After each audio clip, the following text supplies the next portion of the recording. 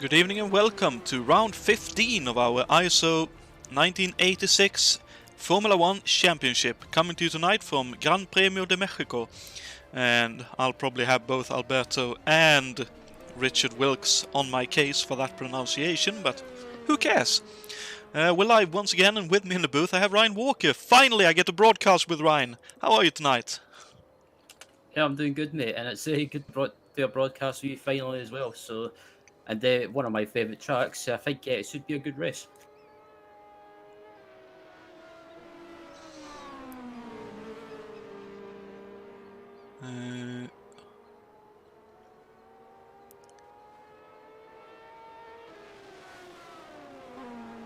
Huh?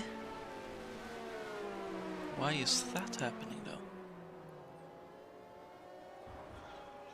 I'm just going to make it quick.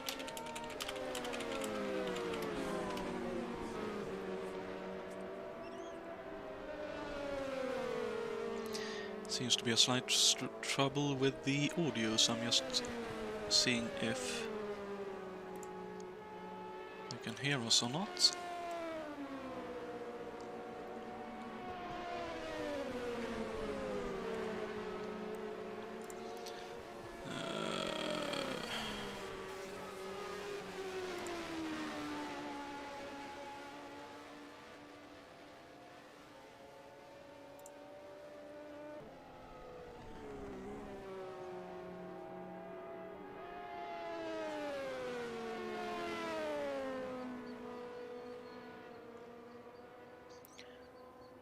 Ryan, do you have the broadcast open? Yep, I have it open. Could you just check if you can hear me on the broadcast as I'm talking at the moment? Because I just had something come up on the stream which makes me a bit unsure. Yep, we can. I can hear it on the broadcast, but there's no video going on. Okay, thank you. Was a little bit worried for a moment there. Well, we're here at Hermanos Rodriguez, the Mexico City Grand Prix track, and as Ryan alluded to, one of his favorite tracks, and I've got to say, after my experience last year when we ran the 1991 championship, I would have to agree it's a great track.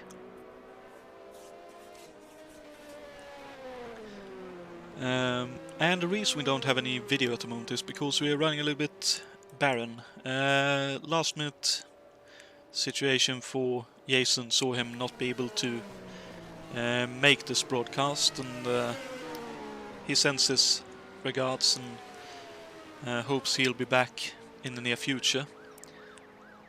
But for now you will have to bear with me and Ryan. Well, Ryan is always here, and that's great. You'll have to bear with me, I should say, as I'm a little bit rusty, especially with F1. Well, let's actually bring the big screen up for you so you can actually see what's going on out on track. And we can see there one of the, I believe, Ferraris coming towards us in the form of Richard Coxen.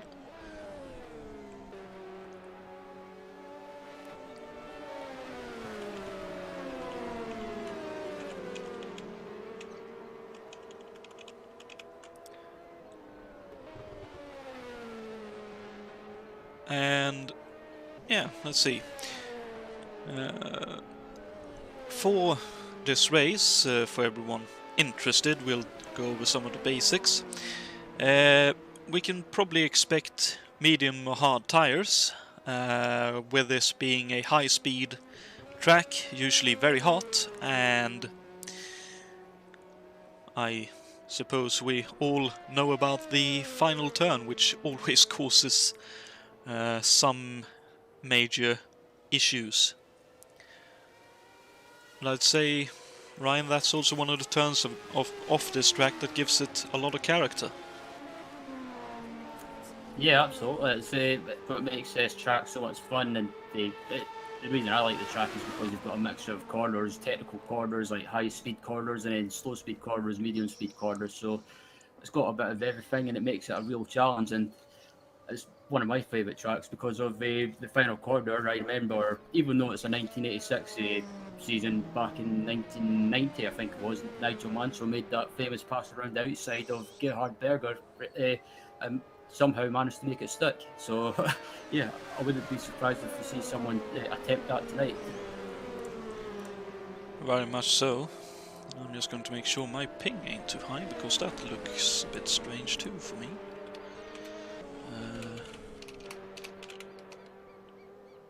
No, okay, it's not on my end. Good to know. Yeah, for sure. And I mean, it'll probably be one of the, shall we say, kinder to its tires and Pirelli shod cars that'll probably take the win here. That's very strange.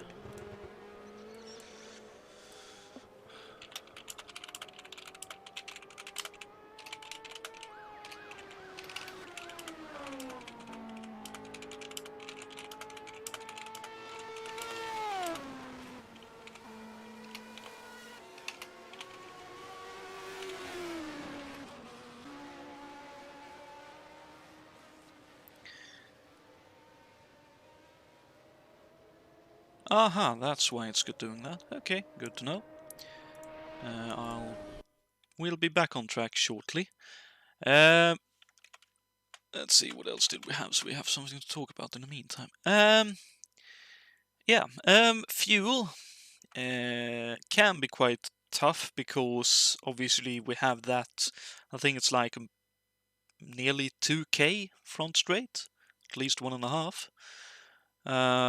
Front straight with a lot of full throttle there, and quite a bit of throttle application in the twisty section too. So a bit of lift and coast will probably be necessary. How did you find the fuel usage when you were out there, giving it a bit of a bash?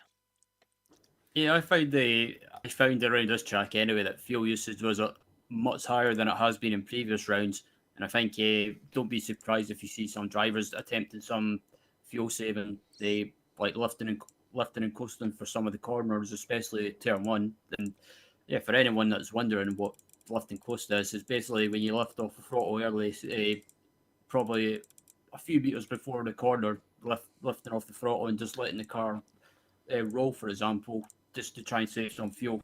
And also, you could try uh, put lower in the boost, for example, to try and save some fuel. So that's just a couple of examples of how you can fuel save around the track, such as this one.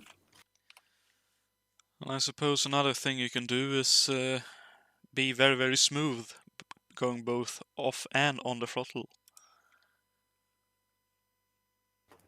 Yeah, absolutely. Like you say, you can be smooth with the throttle input as well, and not be too aggressive. Just, I think it also maybe, for example, if one of the corners is a second gear corner, you can use a higher gear and maybe use third gear to save some fuel as well. So some examples of fuel saving, and I think don't be surprised if you see some of these drivers attempt it. Certainly sounds like a high probability that we'll see that. And when it comes to the brakes, not that much of a work rate. I'd say there's 2 major braking zones, and then one where you have to work a little bit, and then they get to rest quite a bit elsewhere on this track. The main one obviously being at the end of the front straight. Yeah, absolutely. Because yeah, that front straight, you're basically, because the straight's so long, your brakes are getting a lot more time to cool down. Unlike other tracks we've raced at this season, it's where it's been kind of like stop go tracks or stop start tracks, whatever you want to call it. It's been a lot more hard work or physical work on the brakes. So I think around this track, I don't think brake wear around this track will be really high, like you mentioned. I think it'll be one less thing for these drivers to worry about. But then again, some drivers, you never know, can be aggressive on the brakes, especially when it comes on the brake pedal, for example.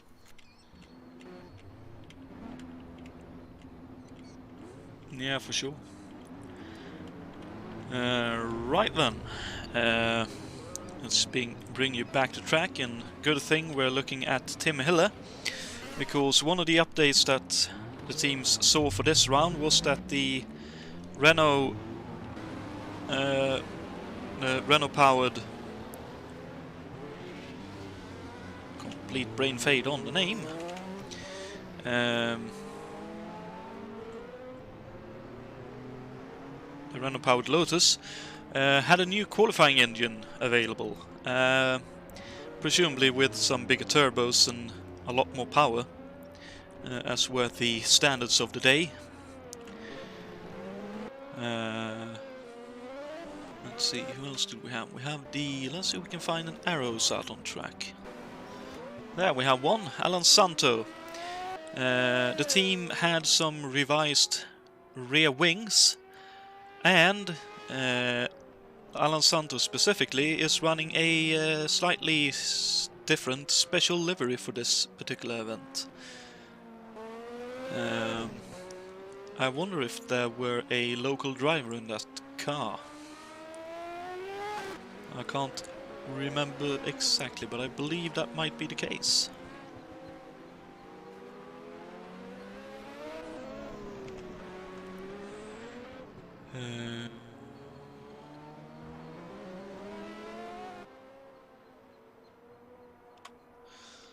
Let's see, we also have some updates to the... Oh dear, that's a close call. To the Benettons. The gap underneath the rear wing was filled for this event. They had an open gap underneath the rear wing previously, and they went back to slightly smaller turbos to because they found that the larger ones had only a small improvement compared to the large ones fitted previously. Let's see if we can find the Ligier Grand Rideau there. The Ligier at Mexico had revised side plates for the rear wing with steps that were similar to Tyrrell, and they also had larger water radiators.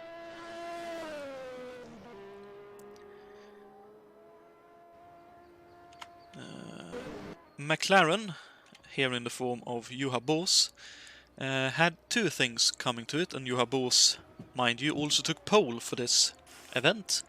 The McLarens had a larger turbo, or set of turbos fitted, and they had water spraying for the intercoolers to also exact a bit more power. I think the power overall went up in race trim by about 15 horsepower. So not a huge difference, but a difference nonetheless. Let's see, the Ligier that we can no, sorry, that's not Ligier. Oops.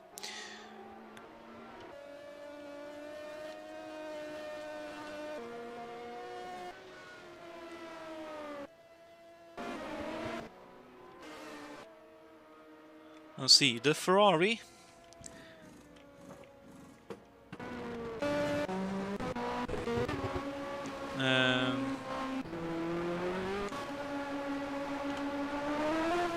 The Brabham that we saw earlier had larger turbos fitted, as did the Ferrari team. So they were trying to compensate for the thinner air up at the Mexico City racetrack. Something we unfortunately were not able to simulate on this track, but it is what it is in terms of that. As we can see there, a restart just to sort out a small issue, I'd assume.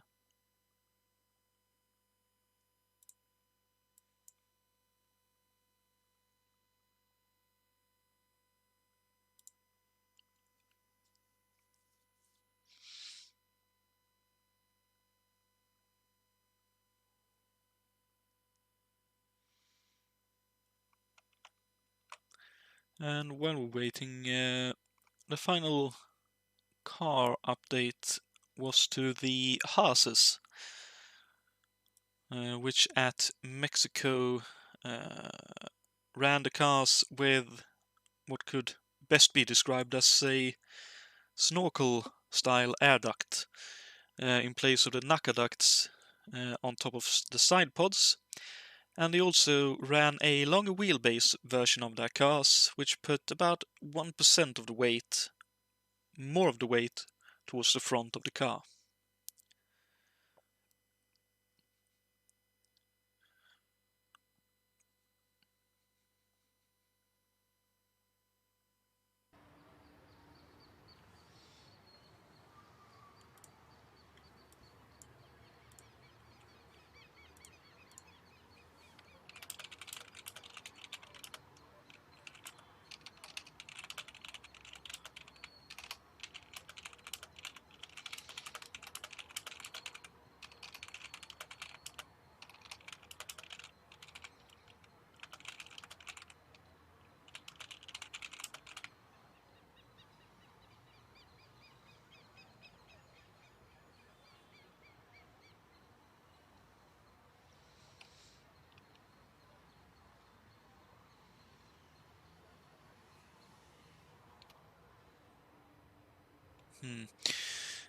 Looks like there is a slight problem with the server. That's where some of the ping issues are coming from. I also had a small issue on my end, which was sorted, so we'll just have to bear with it as everything is being sorted and such. So you have balls on pole, and we saw last time out Richard Wilkes take the championship win, so definitely the most consistent driver, I'd say, based on what I've seen, won the championship. Would that be a correct view on it, or would you say it was slightly more than that, Ryan? Yeah, I would say that's the correct view, and I think, excuse me, I think with Wilkes wrapping up the championship now, I think he doesn't have that pressure on his shoulders anymore. He can just go out there and do his thing and just kind of. I think Richard Wilkes, even though he's won the championship, he'll still want to go out and try and win the remaining this race and the last race next time out at the I can't remember where it is. What's his bad to me? I think it's Adelaide. Adelaide. Yep, that's correct. But I would, even though Richard Wilkes has wrapped up the championship now, I would like to see. I think it'll give the other drivers an opportunity to step up and try and take a win in the last couple of rounds. This round and the last round at Adelaide. I think someone like Tim Haller, he's been quick this season, but he's not had the best of luck, and he was having a good race at the previous race, but he unfortunately got caught up with a back marker. But I think this race could be Tim's best opportunity. Definitely a high possibility. I mean, a lot of engine power and a pretty sleek car. That should be a good combination. One of the side notes, though, is the fuel usage, where I think the McLaren will have by far the biggest opportunity out of the, shall we say, top 4 or 5 cars here this evening.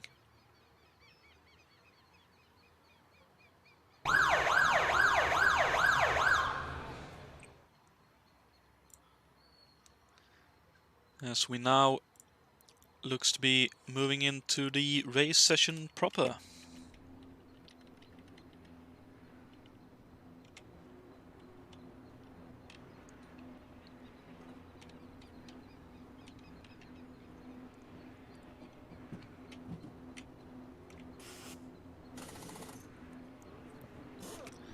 As we're just waiting for all our drivers to enter the grid.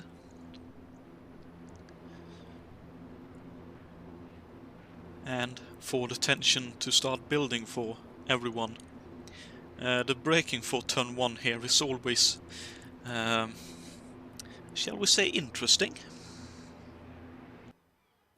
Yeah, absolutely. I found as well when I was doing some practice laps offline, I found that turn 1 can be, you can't make a move into turn 1, but you've kind of got to be, if you go for a move, you've got to be committed, but you've got to make sure that you don't overshoot the corner or take someone out. When you nail turn 1, it's rewarding, but if you don't nail turn 1, it can go horribly wrong. As it looks like we've got a server restart due to Richard Wilkside leaving the game, but he's returned to the server now.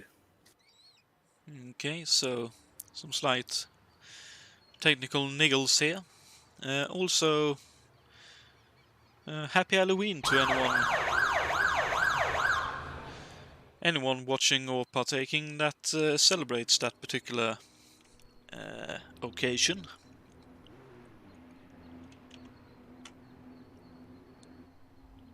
Nice to have Barry Lynn and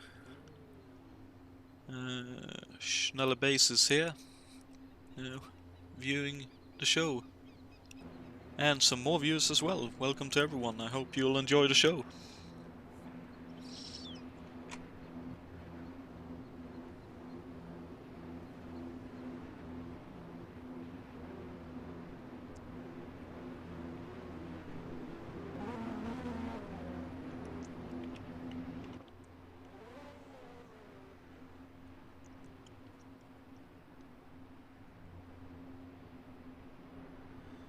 And here we are, the final few drivers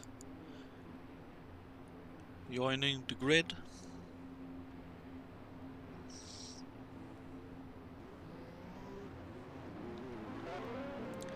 So on pole position is Juha Bors for Marlboro McLaren International.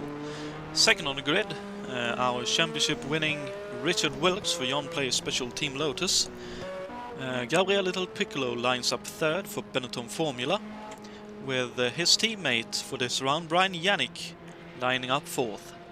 Anders Nilsson, the ever-consistent Swede when the car holds up, lines up fifth for Scuderia Ferrari. Bruno Pagiola, the first of the Williams, lines up sixth, with Richard Coxen in the second of the Ferraris in seventh. As we can see, the stack up at turn 1 looks like we might have another restart here. We have indeed.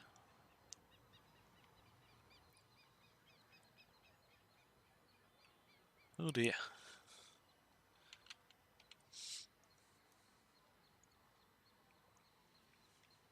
So, while we wait for all these technical niggles to get themselves sorted out, I hope everyone had a great weekend. And I hope you, Ryan, had a great weekend. What have you gotten up to so far? I never, excuse me, I never really done anything. I just relaxed because I'm back at work tomorrow after a week off work. So yeah, not looking forward to that, unfortunately. But yeah, I just relaxed this weekend. Just just that was about it really. Just watch some movies and played some video games, but that was about it. How about you? That's a good way as any to spend a weekend. I myself have refereed some floorball games, I think 6 in total. So mentally I'm a bit drained, but always good fun. Especially refereeing the younglings, where you can actually see them learn the rules as they go on playing the game.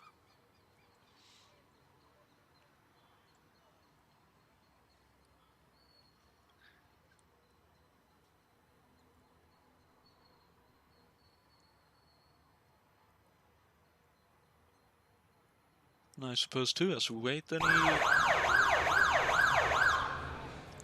any guesses on a possible winner for the race tonight?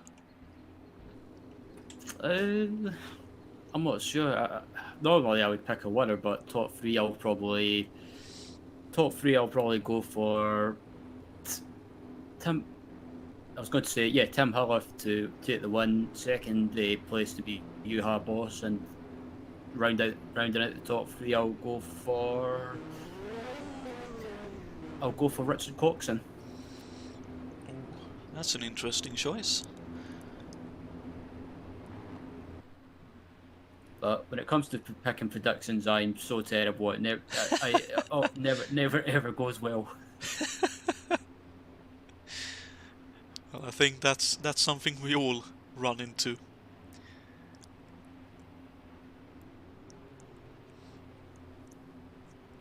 So let's see, hopefully this time we'll be able to get going proper. As again, Juha Boos took pole position with Richard Wilkes second, Gabriele Del Piccolo third with his teammate Brian Jannikin fourth, Anders Nilsson fifth for Scuderia Ferrari with Bruno Pagiola in sixth for Williams, Tim Hill in the pits for Team Lotus, so he'll be starting from the pits, that's unfortunate for him. Richard Coxen will line up 8th in the second of the Ferraris. Jon Team driving for Data General Team Tyrrell tonight, lining up 9th, and rounding out the top 10 is his teammate David Saber. Nice effort there by David. Ray Riddall will start in 11th for Equip Ligier, with Jules Bouchard 12th for Team Haas USA. Cesare Schlapinski with a stonking effort in the West Sark Speed Racing Team entry in 13th, with Francisco Amaral, the best of the Brabhams, in 14th. Adam Hackman, second of the Williams, lining up 15th, with Francois Remen, the first of the Arrows, lining up 16th. Mike Olsen, second of the Team Haas cars, in 17th. Luciano Rocha in the second of the BRMs, lining up 18th. Keomi Kiels, the first of the Minardis, in 19th, with Lewis Stevens in the Osella up into 20th in qualifying. That's not a bad effort at all with that Alfa Romeo powered Osella. Dave Miller lines up 21st for West Sark Speed, with Oscar Team, Jon Team's brother, lining up 22nd for Jolly Club and the AGS team entry. Alan Santo lines up 23rd for Arrows, with Rodrigo Nascimento 24th for Sella Squadra Course. Grant Riddall with what I'd assume to be not quite a representative time in 25th on the grid, with Michael Drexler 26th for Minardi. And Brun Chacon, I'd assume, also didn't get a representative lap time in, 27th for the McLaren team, so I suppose you could say the McLaren team occupying the two most important places on the grid, first and last, for the start of this race. Yeah, pretty much. Good to see Johan in pole position after he's had a decent season, and he's been right up there, but maybe not took the wins, but he's had a few podium positions and top 10 results. But I think today could be the day that he's got his best opportunity to take the win. But I think his teammate Bruno being at the back, it's not always a bad place to be, especially around this track with turn one, because everyone's bunched together, it can cause a bit of a bottle effect. Certainly true, and the green flag, or green lights I should say, so you can hear the lights turning, and the start is underway. And looks like Juha Boos had a good one, but so did Richard Wilkes. It looks like both the Ferraris had a great start too, but Wilkes with the best start of them all, up into the lead, with Juha Boos still in second, and the Benettons regaining their positions there. Let's see if everyone gets through turn 1 and 2 and 3 okay. Looks like it, a bit of a... Oh, no, there's a spin out. Mike Olsen along with Lewis Stevens by the looks of things. Contact, and Mike Olsen unfortunately in the wall. Well, that's very unfortunate, so that's one troubled already. And Tim Hiller there joining from the pit lane. That's the easiest position he'll make this race, I reckon. But Richard Wilkes has held on to the lead through sector 1, with Juha Boos in second. Gabriele Del Piccolo in third, with Yannick in fourth. Pagiola in fifth. Bouchard up into sixth. A good start for him. Must have gained some positions in the twisty bits. Nilsson down into seventh, with Saber up into eighth. Coxen down into ninth, and Jon Team dropping one position down to 10th, with Ray Riddall remaining in 11th. And let's see, first time through Peraltada 2. Yeah, this is such a tricky corner as well. It's a fun corner, but it's tricky at the same time. But Richard Wilkes had a great start off the line. He had better traction and managed to jump ahead of Vihar Boss, who's under attack from El Piccolo behind him, heading down to turn 1. Oh, let's watch that then, and looks like Del Piccolo has taken the position before they reach the braking zone. Wow, that's impressive. Something to remember, though, too, is that the Benetton in the hands of Gerhard Berger did win this race in real life, partly due to not having to make a pit stop, but that's still very impressive to be up into second position already.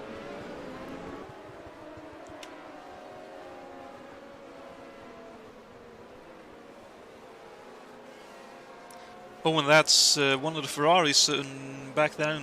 I think that's Coxen trying to make a position on Saber, not able to make it, and almost loses a position to Bouchard in the meantime. And wow, Grant Riddle already up into 12th place, off of 25th on the start line. Yeah, it's been a great start by Grant. I think I wonder if some of those overtakes or positions he's gained might be boost assisted, but that's one thing these drivers need to be careful of today, especially around this track, is not to use the boost too much, because if you use too much high boost, you'll use up more fuel. Quite so, as we now ride on board with Grant Riddle, as he is really having to work the car through the Peraltada turn. And it looks like there's a possible change of position up ahead. John Team on Jules Bouchard. And I'd say, oh no, is that a Haas running slow in the back? Looked very suspicious indeed. Oh, it's Mike Olsen joining from his repairs from earlier. Looks like Ray is moving out of the way of Grant, so Grant up into 11th now. Oh, and Richard Coxen has spun.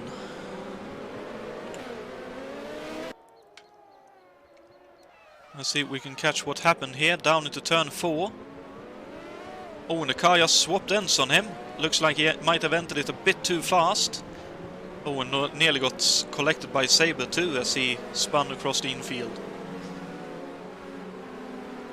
Yeah, Coxen was one of my picks to finish on the podium, so it looks like I might have just jinxed him already. I'm sorry, Richard. Well, there's still 65 laps to go at the end of this lap, so still a lot of time to make positions up.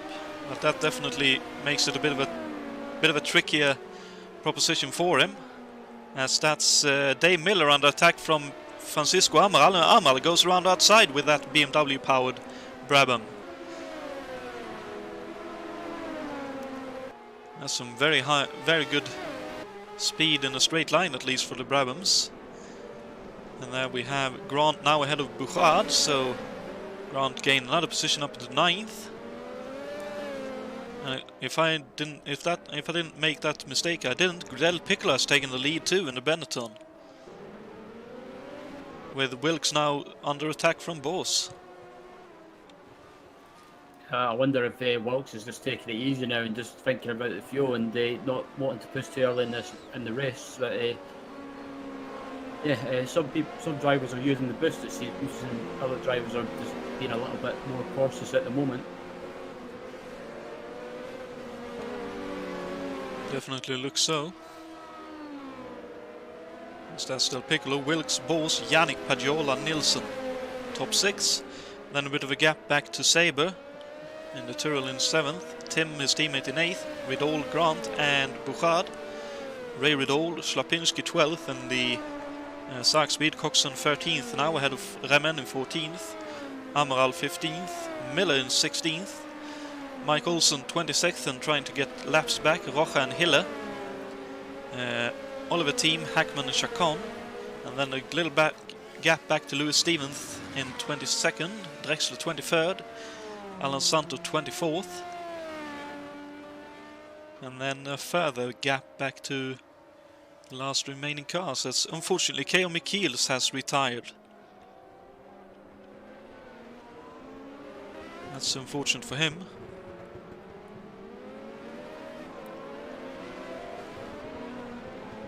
Let's see if Jon Team can hold on ahead of Grant Vidal. Let's look back from Jon Team's Tyrrell as they enter Sector 2. By far the trickiest sector on this track, with a lot of medium to high speed corners. Absolutely, and yeah, Grant Vidal is up into 9th place already, so that's been an amazing first 4 or 5 laps of this race to come from the back of the field to be in the top 10 already. That's just unreal.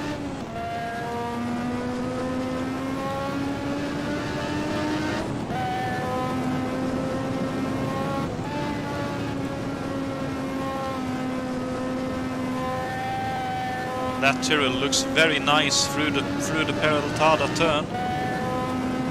But here comes Grant. Let's see if he can get into the draft. He can. And looks like he's boost assisted too. And there he goes. Up into 8th. Now Team's teammate Saber not far up the road either. That looked very easy indeed with that pass. Yeah, it looked boost assisted for sure. So yeah, Jon Team down to 9th, but I don't think he's too worried at the moment. And I think he's just sticking to whatever plan he's got at the moment, and just doing the next thing. But still doing well, sitting in 9th position. That's certainly true. I'd say a top 20 in this company is a good position to be in, to be fair.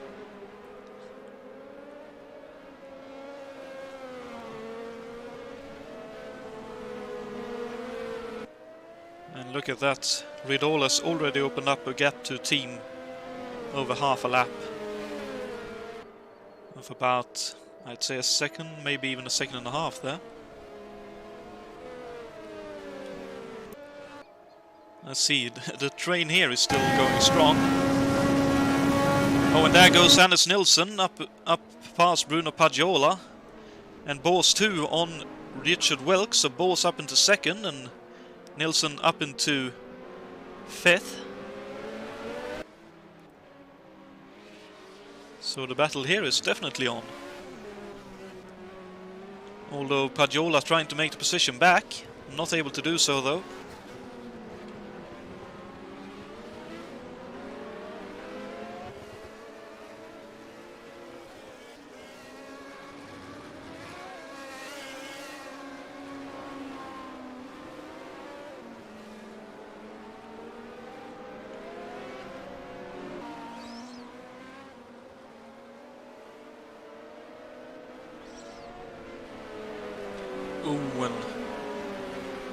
We can definitely see there, by the looks of things at least, Wilkes is probably running slightly low wings. He was quite wide in a few of those turns in the dirty air behind Juha Bors and has dropped back from him.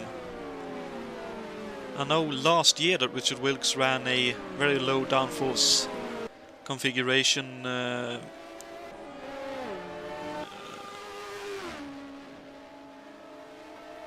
for the team I never remember the name of. As here comes Brian Yannick trying to make the move. Ooh, dearie me, that looked close. Wilkes having none of it and breaks later and slams the door in front of Brian Yannick. Yeah, I thought there was going to be contact between both of them heading into turn 1, but thankfully both of them managed to get back or managed to survive without any problems. And it looks like Anders Nilsson is behind this battle as well, and he wants a piece of the action as well, as it looks like they're coming up to the lap of back marker. Oh, that's Rodrigo Nascimento, nicely done, getting out of the way of the faster cars. That tells you how frantic the pace is at the front. 8 laps in, and they are already lapping traffic. Oh, and look at that, Pagiola all over the rear wing of Nilsson, who got held up in the traffic ahead. Oh, and Yannick with a moment. Nilsson up the inside, still side by side. Nilsson lost a bit of momentum there, trying not to hit Yannick, and now Pagiola retaking 5th position ahead of Anders Nilsson. But Nilsson trying to keep the inside line, but not able to stay ahead. Pagiola goes ahead and looks like he is on the attack against Yannick too. This will be interesting. Honda versus BMW power. Looks like the BMW power is definitely supreme on the front straight. As that looked like Grant Rideau looking for a move. Moving past a slow car, that was. As Coxen goes ahead of Jonatan too, so Coxen back up into the top 10.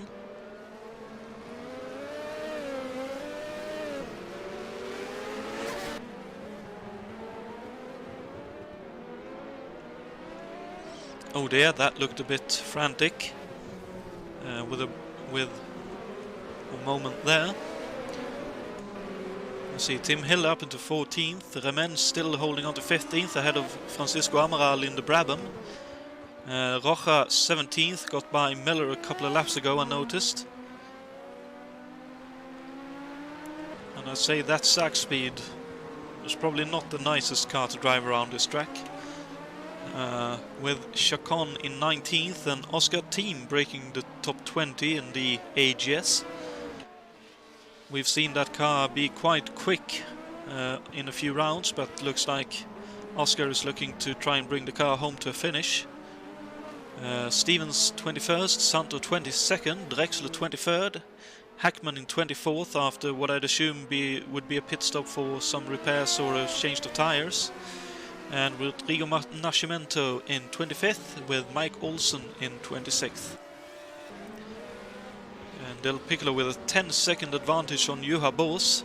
So either Del Piccolo knows something the others didn't ahead of this race, or Del Piccolo is using a bit more fuel at the moment to try and have a cushion for when he has to either stop for tyres or start to save a bit of fuel. It's quite possible. I think Del Piccolo might just be trying to build up a bit of a gap before the pit stop, like you mentioned, or if he does have to make a pit stop, as. So I think if he's going at that pace at the moment, I think he might be. I think he probably will make a pit stop at the moment, but it depends how what his tyre wear is like and what tyre compound he's using. That's certainly true, and it would be interesting to know what kind of compound they're using, but for now it looks like they are all happy where they are, and I noticed Grant Rideau's climb up the leaderboard has stagnated. I wonder if he has decided to try and save some fuel now that he's in the top 10 and within reach. I think he's roughly 15 seconds behind the leader of the race. Oh, but here he goes. Comes out of the slipstream with a bit of boost to help him, I'm sure, and Richard Coxen tries to follow suit to go past David Saber, and both of them makes the move. So the Tyrrell driver loses 2 positions down to 9th, Coxen up to 8th, and Rideau up to 7th.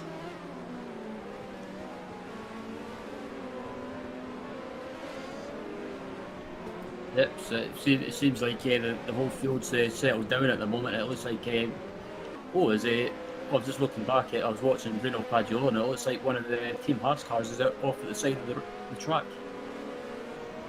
I wonder if that is Mike Olsen's Haas. It is indeed. Looks like he went off in some way, and looks like he decided to wait for a major amount of the faster cars to go by before he rejoins, as he is doing that now.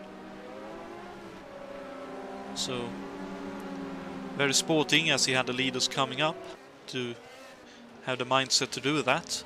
And look at that, 12 seconds lead now for Del Piccolo, so definitely going at a very,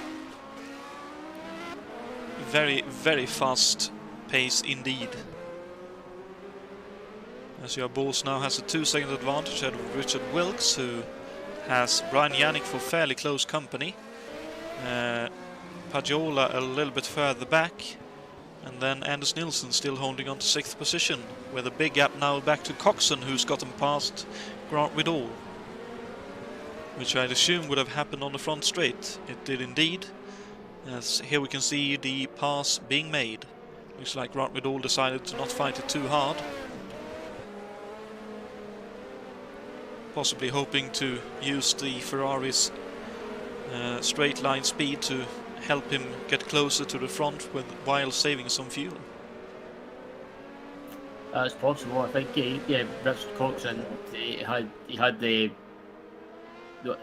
issues at the start of the race, but he's slowly making his way back through the field at the moment, back into 7th, and I think the next car in front of him is one of the Arrows.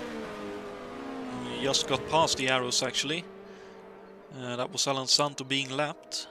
8 seconds he needs to make up to Anders Nilsson, his teammate, so time to start working on it as Pagiola now looks to be lapping his teammate. So the red 5 goes past the white 6. Oh, as Pagiola has overshot the braking zone for turn 1, possibly due to the extra speed from the slipstream.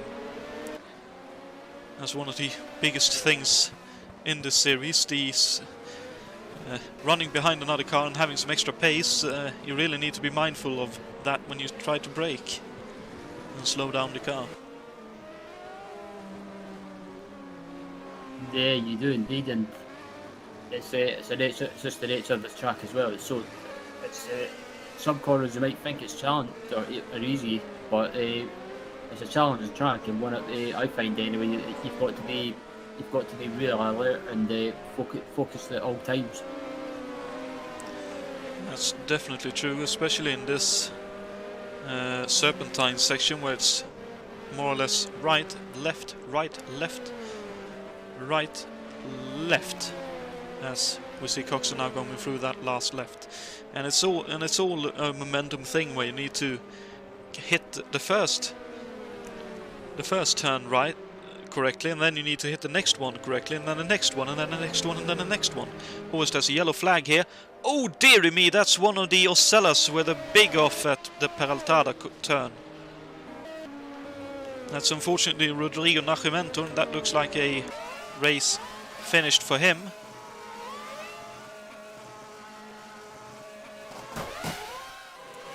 Let's see, he was wide early, letting looks like you have Brun Chacon by, hit the grass on the entry, out into the grey, and the car just wouldn't stick to the road and heavy off into the outside barriers. That's definitely not the place you want to go off, and sadly for Rodrigo, that's the end of the race for him.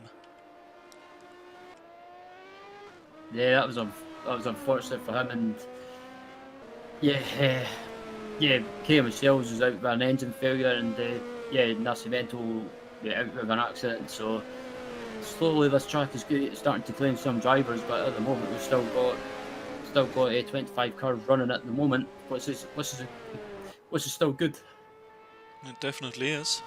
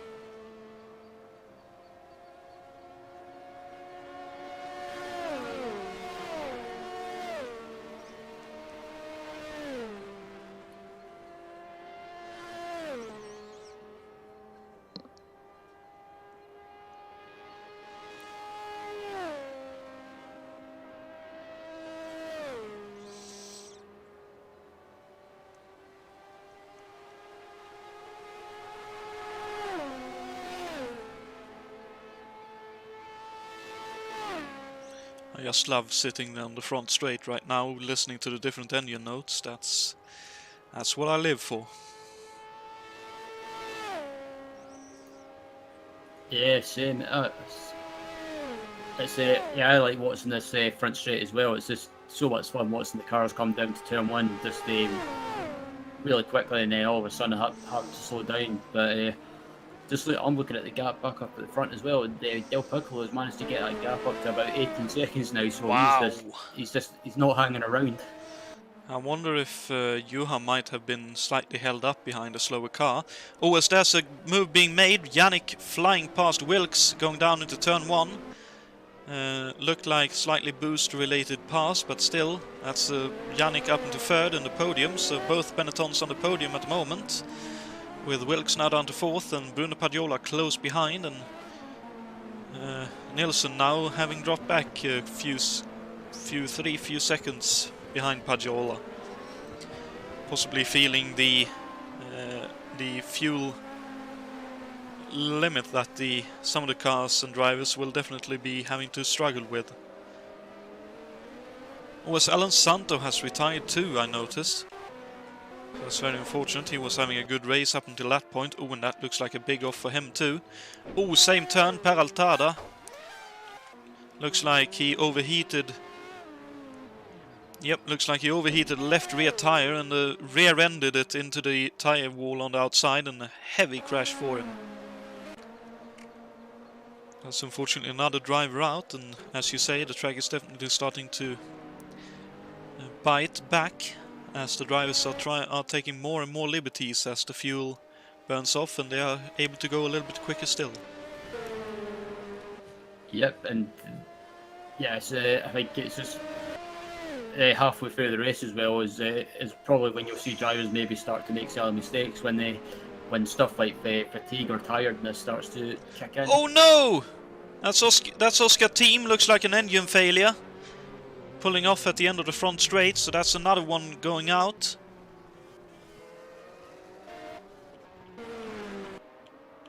That's unfortunately one of the Swedes in this race out. And the AGS, yet again unfortunately, going up in smoke.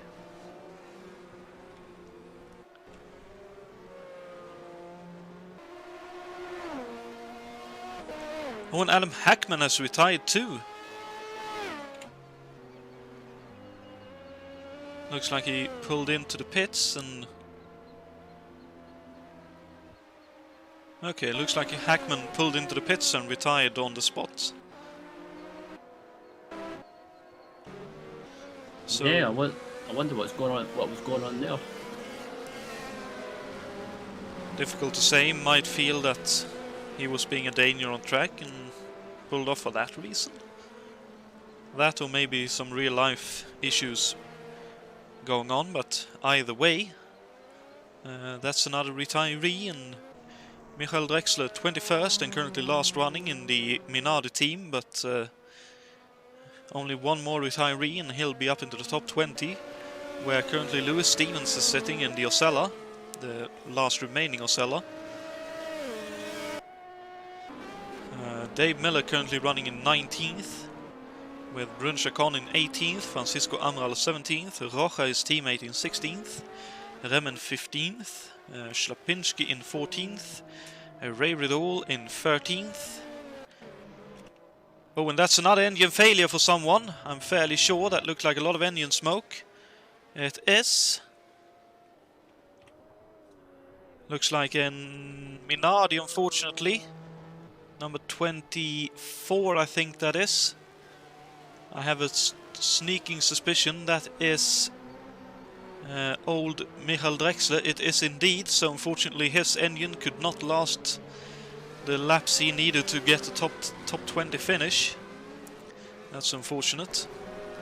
But that's also one of the sides of this track, with that incredibly long front straight and the cars reaching a very high top speed. That also strains the engines to massive amounts. Yeah, but I was going to bring that up as well with the long straight. The engines are the long straights give a chance for the brakes to go down, but it doesn't give. It means that the engines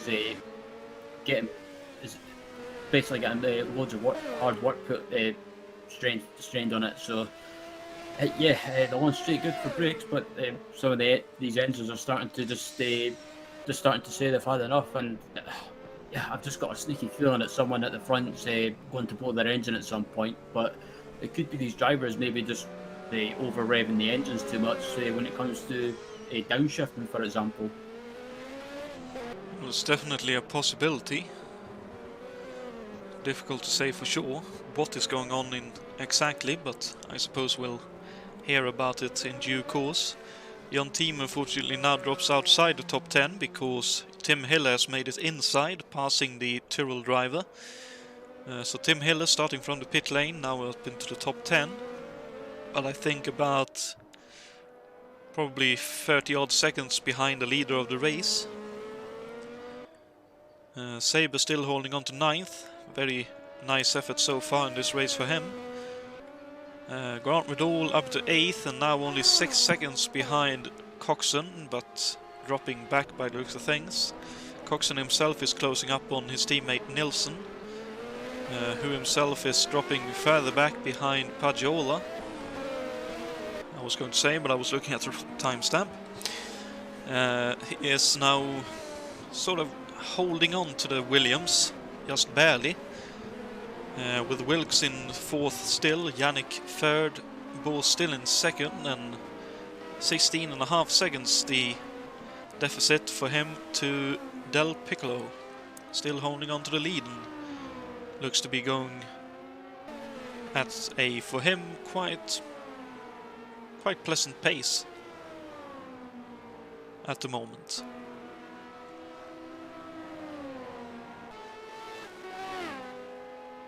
Yeah, Del Piccolo has just pretty much been the class of the field so far. He's pulled away massively from the rest of the pack where they're squabbling amongst themselves, and his pace has been absolutely fantastic. And yeah, you have both having a good race in 2nd as well, but just at this moment in time in the race, he doesn't seem to have an answer to Del Piccolo. Well, I believe, to be fair, that the chance the McLaren has for sure is the fuel range that it has. It runs far better on fuel than the BMW powered Benetton should be able to run, we might add. Obviously driver inputs and how they work on saving fuel and their techniques and lines play a part in it, as Tim Hille now flies past Saber up into 9th. So that went very quickly, passing one Tyrrell and then the next lap in the same place passing the next. As Jon Team had a bit of a moment in the second Tyrrell. Looked like he slightly snagged a rear brake on the way into turn 1.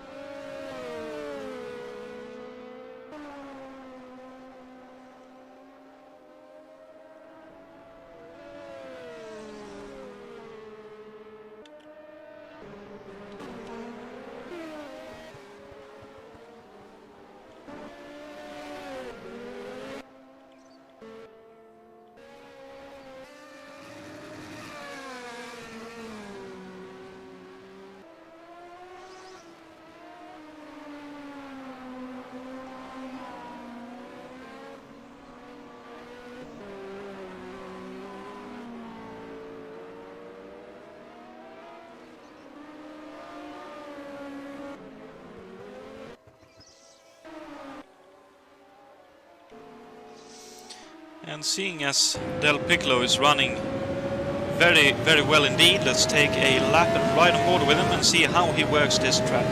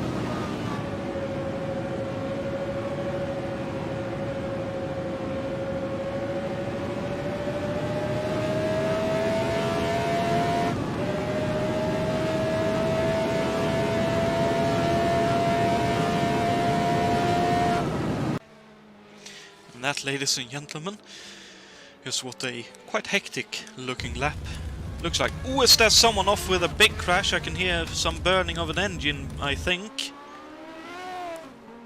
Oh, it was Joe. Was that Joe's Bessart? It is indeed Jules Bouchard with a blown engine. So not a big crash, but definitely a engine up in smoke and fire. So that's very unfortunate, but that's another retiree from this race.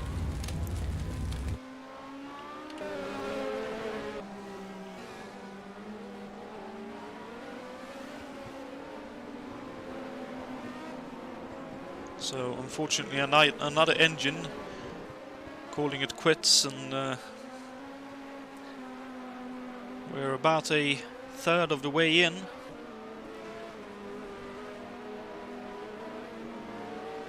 Oh no, Anders Nilsson has retired too! Yeah, he's had... Oh my god, it's an engine failure as well, so... yeah, some drivers maybe just pushing their engine too much. Well, I wonder if that was him over-revving the engine as he exited turn 3. It looked like, though with a bit of lag, he exited onto the curb, possibly put a tire on the grass, and that was enough to push the engine over the limit, and with the strain the engines are being put through, it was too much for it, as Mike Olsen is in for a pit stop. And he retires too! Oh, dearie me. So that's both Haas drivers out of this race, and one of the Ferrari cars out too. So 18 runners left in this race. Yeah, 18 drivers still running, but they're still only on lap 24, so just about halfway through this race, or getting close to the halfway mark anyway. But yeah, it's amazing how many drivers are having engine failures. But it could just be them over revving the car on downshifts, or even missing maybe missing a shift when they're downshifting it, basically. That's definitely a possibility. I also know back from last year that occasionally the temperature between sessions could vary very greatly indeed on this particular location of the world. So do you think that could be a contributing factor too, that maybe this session's ambient temperature is far higher than what it's been through some of the practices before this race? I think so. It could be the ambient temperature, maybe because it's a lot warmer. It's maybe it means the engines are running a lot hotter as well, and maybe some drivers are are not running the radiator open that much, or running the radiator setting the high enough that the engine's getting some cool air.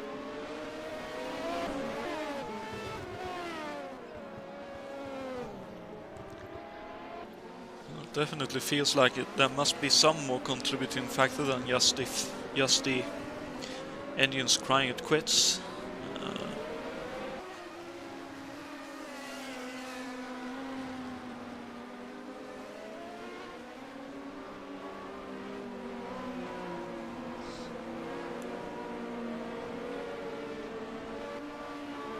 You can see here too Coxen with a good recovery drive at the moment, up into 6th, and right in the position where his teammate Nilsson were just a few laps ago, trying to hold on to the Williams through the twisty section.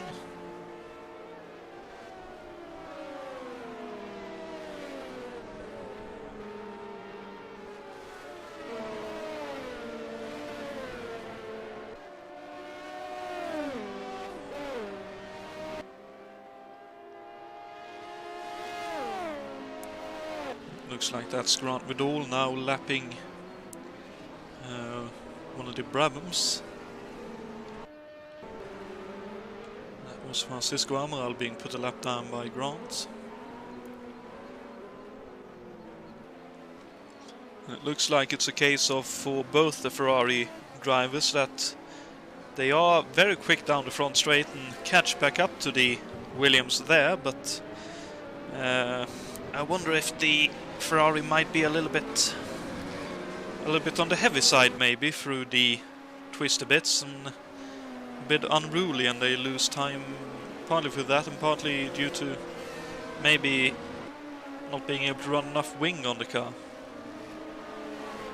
Yeah, it's possible. I mean, the Ferraris from real life racing in the 80s, it was always, I think it was always known that the Ferrari built the cars to be really quick and be quick in a straight line, but I think at tracks that where there wasn't that much straights, they all seem to struggle. But at the moment, they're not up at the front with Ritz and Coxen at the moment. But I think considering Ritz had issues in the early stages of the race, he's doing well to be sitting inside the top six as he's going up. Ooh, look at that! He's coming. Oh, he's going for a move!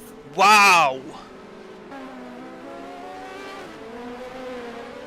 I'm fairly sure that was boost assisted, but that was a very neat move indeed, making a little bit of a use from the lap traffic there. I believe that was Lewis Stevens in the Åcerclinth, and Coxen up into 5th and a point richer in this race at the moment.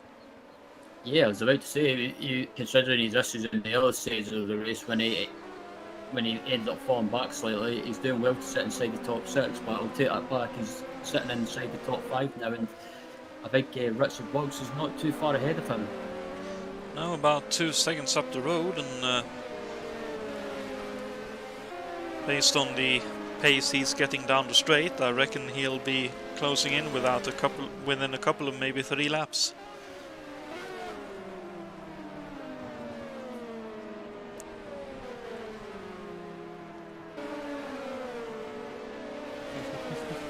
But running it on a bit of a slide through the Peraltada turn, and that looked very, very scary indeed.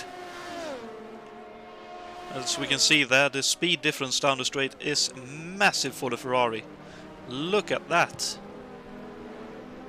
About a second he gained, and Grant Riddle not far behind the Williams driver either now. Yeah, Grant Riddle, it's been a bit of a quiet race for Grant. He started at the back of the grid, but he's up into 7th place now, and just 1 place outside the top 6 and 1 place off a point scoring position. So if he finishes in the top 6 today, it'll be a well-deserved result after starting at the back. That's definitely true.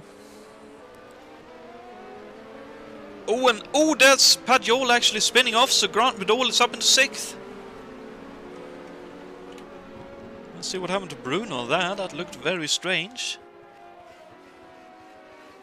Let's see, went around the outside of the Sark speed, turns into the left, or first left of the 2nd sector, and the car just snapped on him.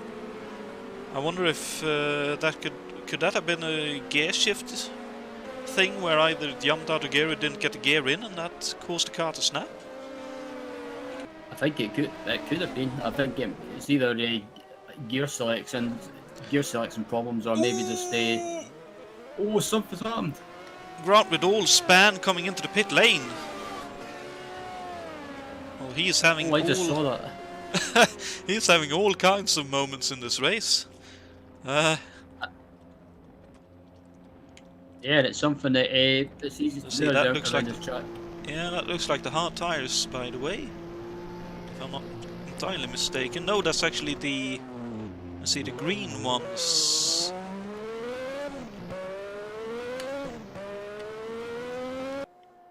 So let's actually have a look at that again from on board. Actually, that looked very interesting indeed. Yeah, and that pitting drive from the practice I've done offline during the week, it's really tricky to get right, because you want to try and you don't want to lose too much time. But if you get the entry to that little chicane in the pit entry, you go horrible wrong like Grant just found out. Quite so. That was a moment and a half for him, but he survived and he can fight on. And I wonder, would you say that's the most difficult pit entry there is this season? I think it is. It's one of the most difficult, along with along with the probably Esterol that we raced at the previous round. It's just because you don't want to lose too much time, so you want to try and kind of carry as much speed as possible. But that's chicane. Chicane, you can get it wrong, and even if you slow down or basically if you carry too much speed in the entry, you can go across that grass and clip the wall. But luckily, Grant managed to get away with it. Quite so, and John Team now coming into the pit lane, taking it a little bit easier than what I think Grant did, and we can see also in there is Lewis Stevens just exiting the pits after a pit stop. So Grant dropped to 10th after the pit stop, now in 9th with John Team pitting. Tim Hiller currently with pit stops ongoing in 7th, so he too is having a very nice fight back up the field after starting from pit lane even. I believe, if I remember correctly, he qualified 7th, so he is in the position he qualified into, but I reckon he has the pace to be in the top 6 if he'd want to.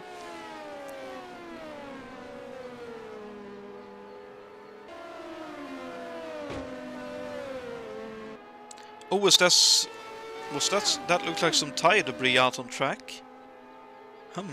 That looks like a graphical issue though, so shouldn't have caused any damage, I hope.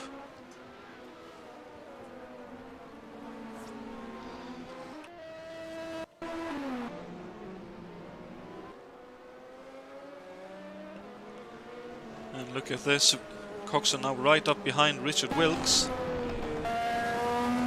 On board with Wilkes, looking back over his Jon Play rear wing.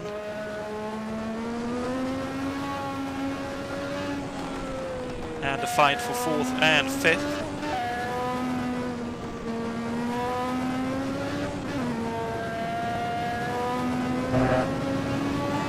Coxen with a very dangerous situation there, straddling the curb on the exit.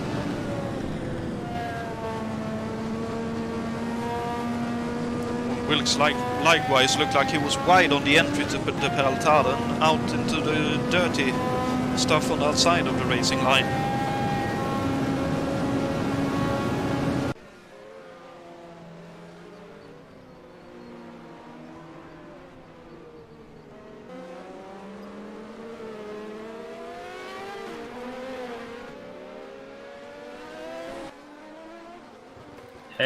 Coxen has closed that gap down to Wilkes in no time.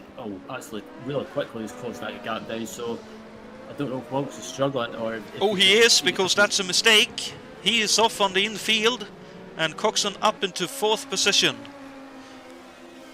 Looks like Wilkes locked a wheel or something there.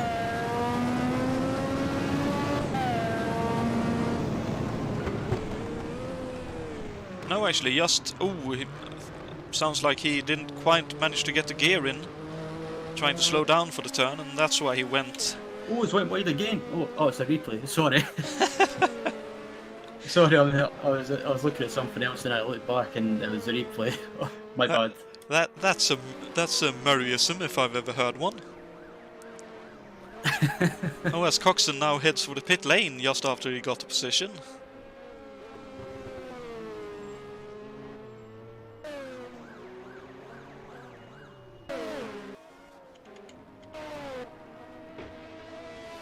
Yeah, I'm very surprised that Coxen's pitted. I thought he would have tried to go as long as possible, but maybe he's using a softer compound that's maybe just started to wear already. But I think on the other hand, he's still having a good chance of scoring points. So it's not always a bad decision, because I think he might come back out and round about 7th place by the looks of it.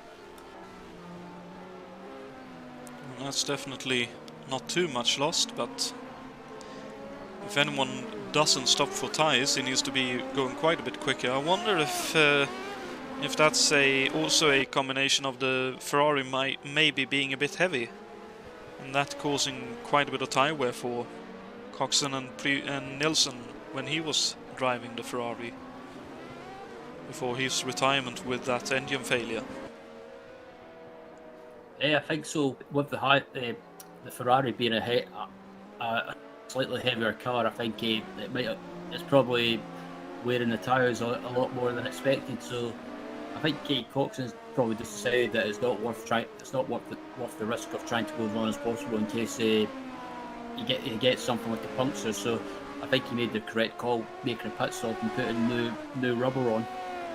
And more or less exactly halfway too. So let's see, that's the sirens. So someone into the pit lane by looks of things. That's Padiola. So let's see where Padiola comes out. Should be behind Coxen. It is. As Padiola now leaves. And Saber coming in too in the Tyrrell. So it looks like many are going to make it a one stop, breaking the race up into two halves. As Riddle in 8th now, with Padiola about what looks like about a second and a half up the road from Grand Riddle. So their fight will continue by the looks of things. Coxen about 8 seconds up the road, 6 seconds he is behind Tim Helle. So Helle up into 5th at the moment. Wilkes in 4th, putting a lap on Ray Riddle, who looks to be slowing to go into the pit lane. And he does so. Bo's in 3rd now after what I'd assume to be a pit stop. No, actually maybe not, because Yannick is just ahead of him, so Yannick has flown past Bo's here. So it's a Benetton 1-2 at the moment.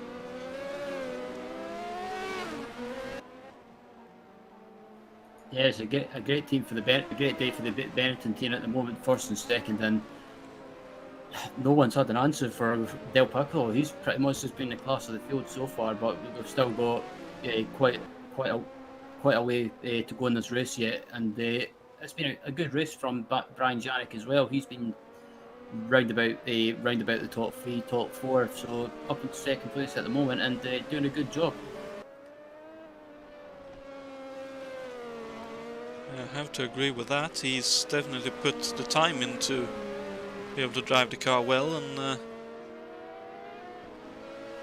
as you say, definitely cutting it with the drivers that we've seen do very well in recent races.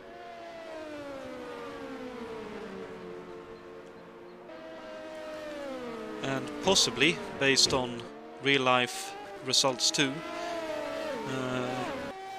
maybe one of the best tracks for the Benetton as a chassis and engine combination. Yeah, it looks like today, and I think David Jakes might have been helping as well, possibly, because he's raced his car quite a few times this season, and probably one of the quickest drivers in an open wheel car. But still, Brian Janik as well. He's probably done most of the setup work himself, I'm guessing, with some help from Del Piccolo. Would probably have been the baseline being given by Yakes, Brian doing some work on it, and then, as you say, maybe ask Del Piccolo for a few tips too, and the end result looks like a very, very stable Benetton at the moment. Absolutely, and as we were talking about the Benetton team, the leader Del Piccolo is into the pits. Wow! So he is stopped now. Let's see what Bos and Yannick does. Both of them continue at the moment.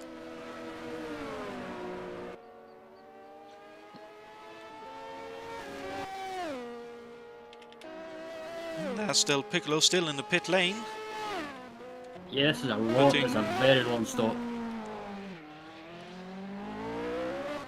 He won't be happy with that. That's a lot of lost time that he could do without. Looks like about a 10, maybe 11 second difference to the cars ahead. Actually, Wilkes got past too. Yeah, I'm very surprised by that. Wilkes got by. I thought Del Piccolo would have been. Yeah, I thought it would have been a quick pit stop, but that took longer than expected. Well, I can tell you one thing for sure, he won't be buying his pit crew any beer after tonight's race. Oh, yes, unfortunately, one of the Williams in the hands of Padiola has retired. Oh, and in the Peraltada as well, same issue we saw earlier with him, with the car losing the rear on the exit and rear-ending the tyre wall on the outside. Dear me, that looked very big too, and both the Brabhams lucky to avoid him by the looks of things.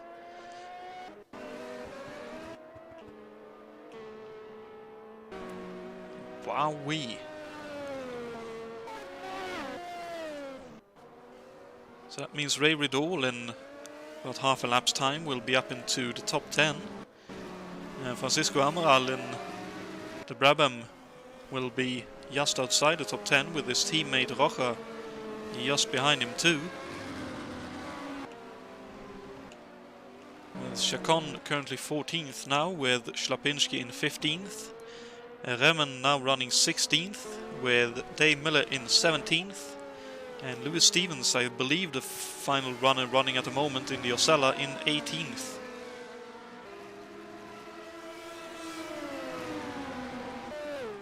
Ooh, with a bit of a moment coming off the Peraltada, not as big as the crashes we've seen, but running a little bit wide there.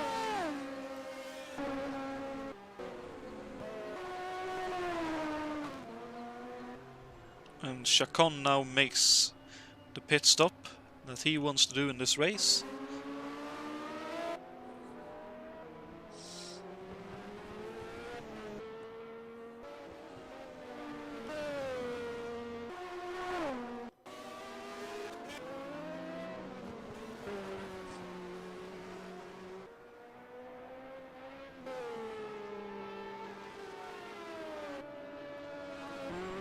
And Yannick now heads for the pit lane, so both the Benetton making at least a one stop. Let's see what kind of tires he is putting on. Looks like the green B compound, M, so medium tires is on the Benetton.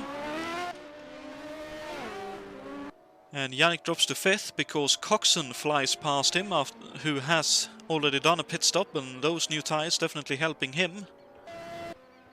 And Grant Riddle up into the points in 6th, with Hille in 7th now, so Hille, I assume, has pitted for tires too. So that means the final two drivers to maybe or maybe not stop for tires is Juha Boos and Richard Wilkes in the top 10. Yeah, it's interesting. I think if Juha's gone this far into the race, I think he might be trying to go for a zero-stop strategy. Well, I definitely wouldn't put it past him, because I don't think he can win on pure pace in the McLaren, but it's definitely a car that should be able to go quite consistently. I know Richard Wilkes last year ran the whole race without a pit stop, so he has done it once before, and at least for the time being, it looks like he is willing to try that once again. But we can see in behind there the green highlights of the Benetton getting closer.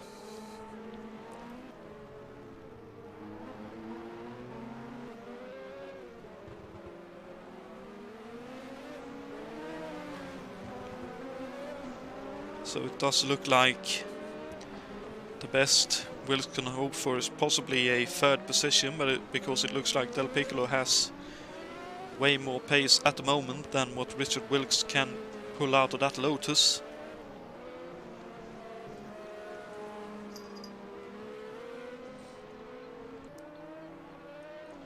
As my broadcast assistant is incoming in the form of a little furry friend, so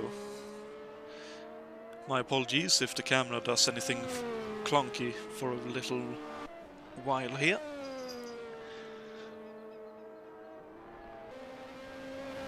So 12 seconds to lead for Boos, ahead of Wilkes in second. 3 seconds currently the gap to Del Piccolo, as Grant Riddle has retired. And that looks like a crash of some kind for him.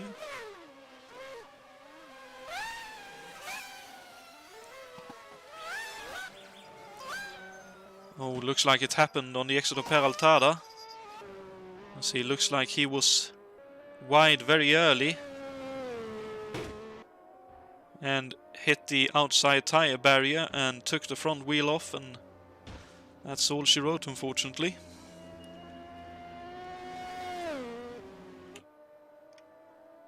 So unfortunately one of the Ligiers out, but at least they've got one more in this race in the hands of Ray Riddle, currently running 9th. With the on team up into 8th now, with Sabre in 7th, Hiller in 6th, so from the pit lane into the points, that's very impressive indeed from Tim, and looks like he's got 25 seconds to make up on Brian Yannick if he wants to gain another position outright out on track.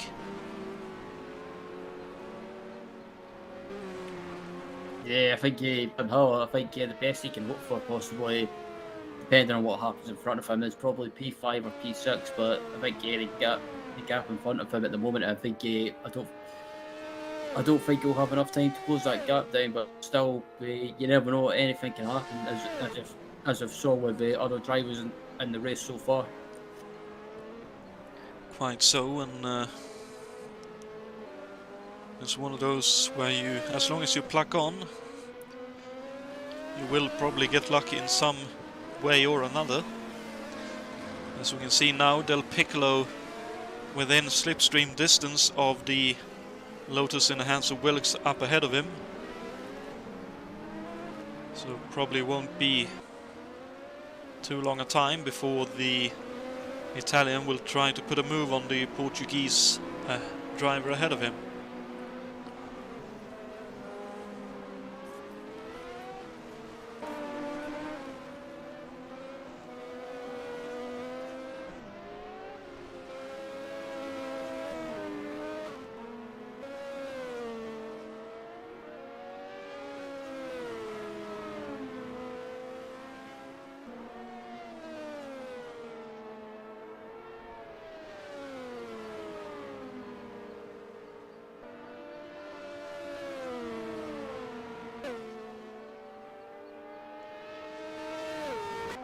So let's see now what the slipstream can do for Del Piccolo onto the front straight. Wow, that Lotus looks to be holding its own for now. Del Piccolo closing in, but nowhere near enough to make a move into turn 1.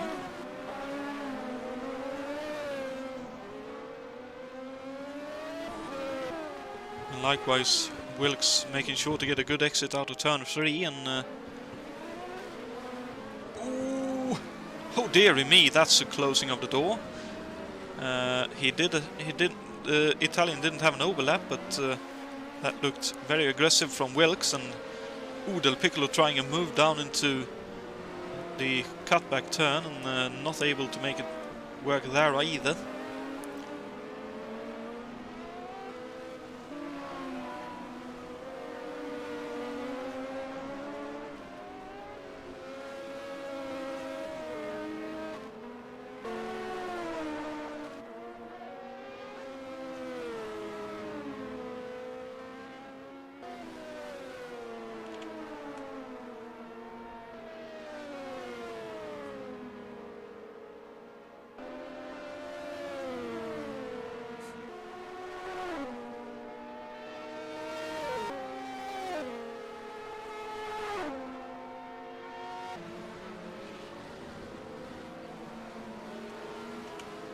Let's see, Del Piccolo now up the inside of Wilkes, and Wilkes tried to shut the door again. A bit of contact is made by looks of things, but Wilkes holds on for now. Wow, this could get very heated indeed. Wilkes now with the championship secured can be a bit aggressive. Ooh! Del Piccolo trying to sell him a dummy, not able to make it. Tries to go around outside here, not quite able to make it. Wilkes shut the door once again. Yeah, so yeah, Wilkes is pretty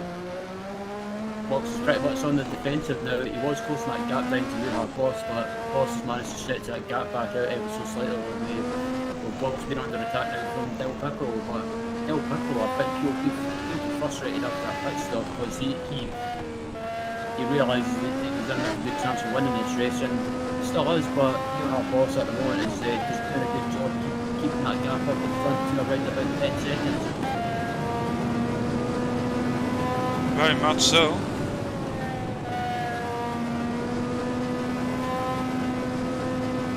And it's interesting to see that Wilkes, even with old tires, is able to keep the car going at quite a decent pace on the exit, so he is definitely making it difficult for Del Piccolo even to get close to make a move. And Del Piccolo not close enough going into turn 1 this time around.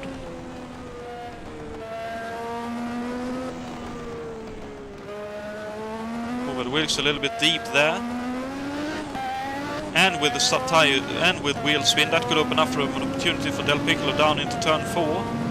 Del Piccolo closing but not able to make it. Also looked like Wilkes was lifting and coasting there to try and save a bit of fuel. So, oh, and Del Piccolo going up the inside. Oh, that's a dive during a lapping. Oh, and that's more contact. Contact again over the curbing. Dearie me, wow! And Del Piccolo drops back further. Wow, that looked very, very scary. Del Piccolo trying to make a pick there with the lap traffic, dives up the inside, goes too deep. Wilkes trying to cut back, and Del Piccolo going over the curbing and onto the grass as he is given very little room. That was very aggressive defending from Wilkes.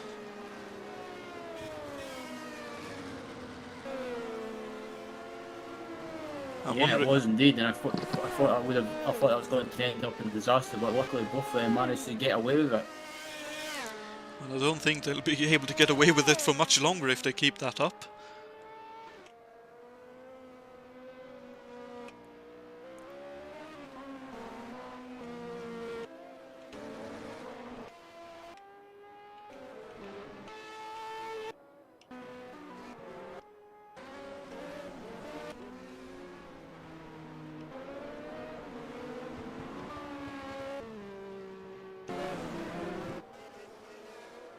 I suppose it's more or less a question of wait and see if they do manage to make it to the finish to both of them. There's now some lap traffic in between them too.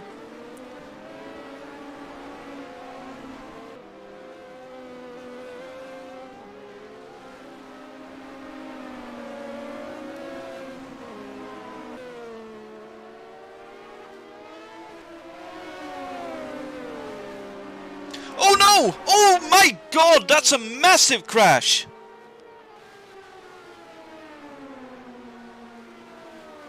Oh, that was Richard Wilkes. Whatever happened there? Yeah, I noticed that as well. Wow, that's a...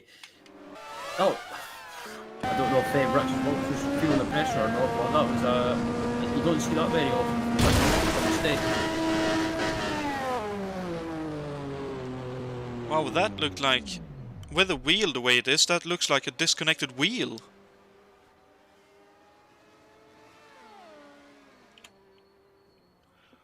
Wow, what an incredible disappointment for Wilkes.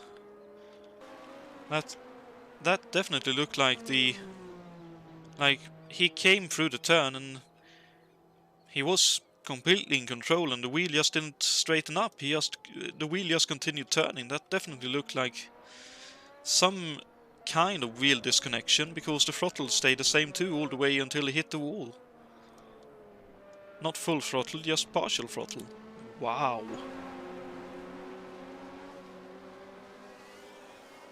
That must be very disappointing for him. I suppose one of the happiest men with that situation right now would be David Saber, who jumps up and climbs up into 6th position and a point for Tyrrell. Yeah, absolutely. He's been having a great race as well, and his teammate John Team is in 7th place as well. So it's a good team, or good day rather, for Saber and team. And I think another person that will be happy as well is Richard Coxen up into 3rd place. Oh, that's right, he is. Well, that would be some very sweet payback for a few unfortunate retirements during this season for the Englishman.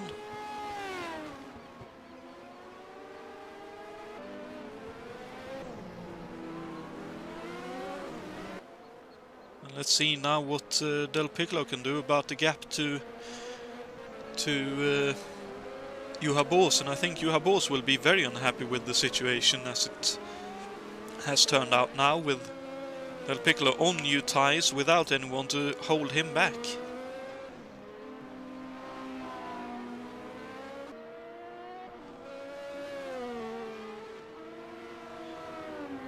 But based on the fact that the gap went up to 12 seconds there, I wonder if Boos has been saving some pace, just guarding that 10-second gap. I think he has. I think he's just... Go on. Yeah, I was just going to say, I think he's just been taking it. He's just been careful with fuel and not using too much boost. And I'm amazed he's not made a pit stop yet. But I have a feeling he might be running the harder tire compound and just trying to do this race on a zero stop.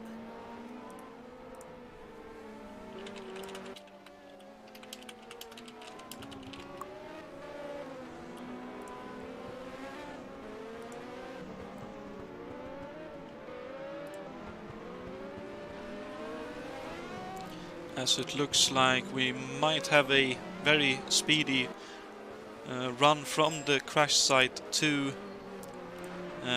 the commentary booth, as I can see Richard Wilkes making his way through the paddock in our direction.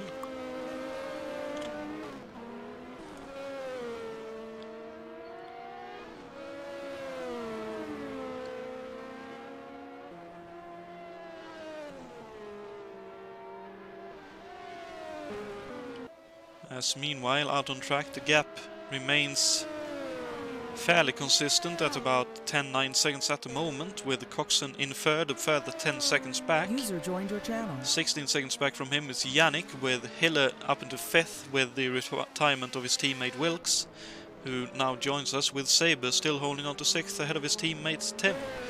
So that's very unfortunate for you, Richard, but looked like, if I read that correctly, a wheel disconnection. Yes, you read that very correctly, Jonatan. Yes, my wheel completely, I don't know why it turned itself off. I couldn't do anything. I was a passenger, and then the game froze even. So yes, that was the problem in the end. Yes.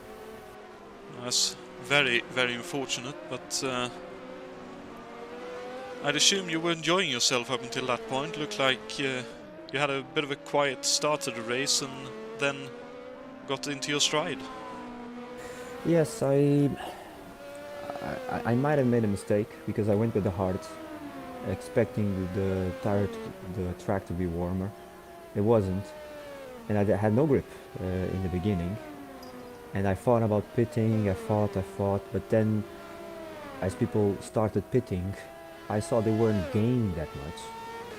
So I just told myself that I would keep going, and I think if Juha doesn't pit, I think the only one that pitted that could have passed me while he was trying was Gabriele, because I think I had enough for the rest until the end. Maybe Coxen would be a problem, but although there was low grip, the car was well balanced and it was behaving right, so I would go until the end. Yeah, that's interesting. We were discussing whether the track was warmer than in practice sessions, because we've been seeing quite a few drivers losing the rear end coming off of the Peraltada final turn. But that's not the case then. No, it wasn't for me, no. And I think, well, there was less grip in general, yes. And I think some people were for sure being caught out by that. I don't know if you can see in the broadcast, but there's a ghost tire floating somewhere. Yes, we have seen that, unfortunately. Yes, although you can hit it, it doesn't cause any damage. So I guess it's just some glitch there. But yeah, I suppose people were crashing a lot there, yes. Yes, that's they've been losing the rear end coming off the Peraltada and hitting the tire wall just on the outside of the exit. So I believe that is some remains from, would it be Nascimento or Santo, I believe. that went off there first, and then Drexler went off there, I believe it was Drexler a few laps later. Okay. Finally, it looked like you and Del Piccolo was getting a bit heated. Do you think you could have kept him behind if the wheel had been willing? It would have been very hard, because he definitely had more pace than me and faster tires. But I think he was getting a bit ahead of himself. Because all he had to do, well, he tried once, but all he had to do was pass me on the straight. But he was trying to pass me in all sorts of other places, and then he was losing a lot of time, I suppose, when he couldn't, because I would see the delta and then he would be 2 seconds back again. And so, you know, I was just doing my bids. I didn't move on him, I think, at any point. I was just covering, you know, the insides and everything like that. But it would have been very hard, yes. I don't think I could have kept him. Well, thank you for those insights, Richard. I can notice now that the time difference between Bose and Del Piccolo has dropped considerably. Looked like Bose might have been held up in the infield behind the Brabham of Roja, I think. Yes, I think that's the case. So the gap between first and second place now, only 3 seconds. So race could still be on with about 14 laps to go. Yeah, considering the pace Del Piccolo is capable, I think the race is definitely on.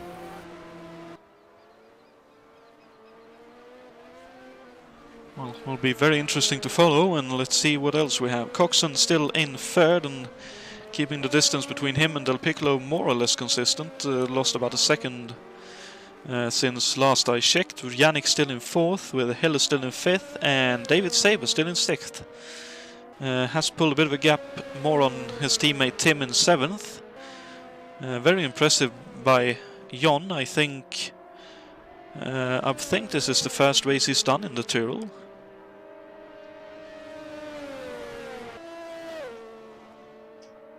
Yeah, I think so. That's I'm trying to think. I think he did race at Estoril with the Tyrrell as well, but I'm happy to be corrected if that's wrong. I couldn't say for sure, but very nice to see him up there and very near the points, and if anything happens up ahead, he'll be the first one to capitalize. Ray Riddle running about a minute behind him in 8th in the Ligier, with Luciano Roja and the Brabham in 9th. So he has gotten past his teammate Francisco Amaral, possibly due to pit stop, because that looks like about a pit stop worth of difference in time. Amaral in 10th, Schlopinski in the Sark Speed in 11th, soldiering on in that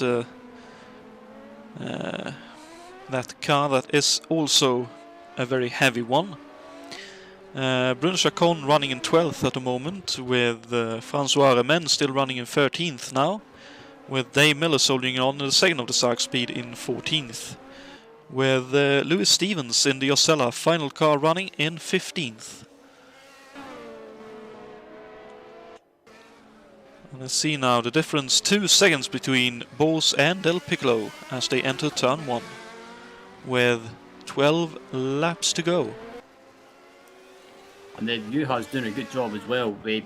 Del Piccolo is not closing him as much as I thought he would. It's about 2.2 seconds, but Juha, I think even if he doesn't win the race, I think he'll be happy with a second place finish, because he's, like I said earlier at the start of the broadcast, he's one of those drivers that's always been there and thereabouts and got good results. But I think today is his best opportunity to take the win. But Del Piccolo, he's closing him down massively. It seems to be Del Piccolo seems to close the gap down, and then Juha just seems to stretch it out again ever so slightly. Looks like Bose has a faster car through the infield section, the Serpentine Road bit, but I believe the extra horsepowers in the BMW engine in the back of the Benetton is giving Del Piccolo all the right speed down the straights. I suppose the final bit of question to be answered in this race is how are they both doing on fuel? Yeah, that's a good point. Yeah, I think Juha might be fine on fuel, but I don't know about Del Piccolo, because Del Piccolo, I think he was using some boost in the early stages of the race to make positions. So if I was Del Piccolo, I would be slightly worried.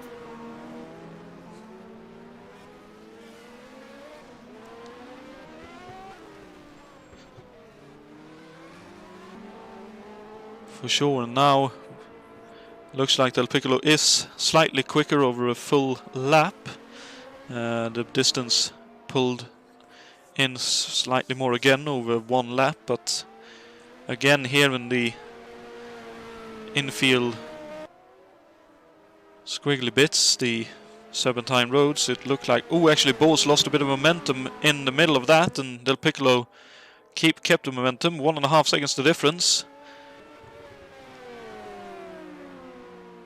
Maybe Bose starting to feel the tire wear quite a bit now. And look at that, Del Piccolo much quicker through the Peraltada turn, and Del Piccolo with a lot of overspeed coming onto the straight. Here he comes with a boost assisting him, and Bose trying to hold on, but I don't think he will be able to. Del Piccolo up into the lead. The Benetton driver, Italian, up into the lead once again. Let's see if Bose can fight back coming off of turn 3 here. He is right in the wheel tracks of him. He could have a bit of a stab here, but looks like that the gap is a bit too big.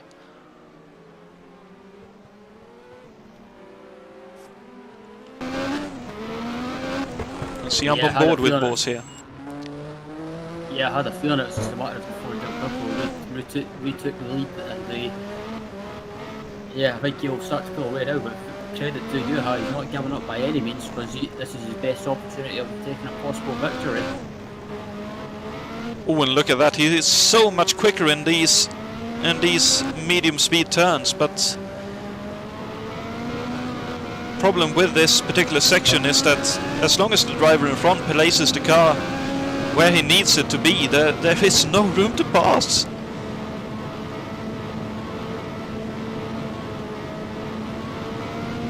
And look now down the front straight, I reckon Del Piccolo will pull away, even with the slipstream.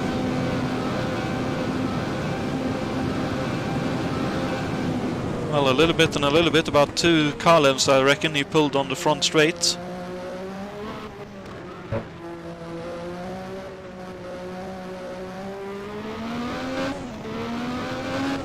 Yeah, it seems to be the infield section that you have really catches up with him, or keeps up with him. And Gabrielli doesn't seem to pull away as much, but it seems to be when they get on the straight, it seems to be very, very slightly equal, or close just about.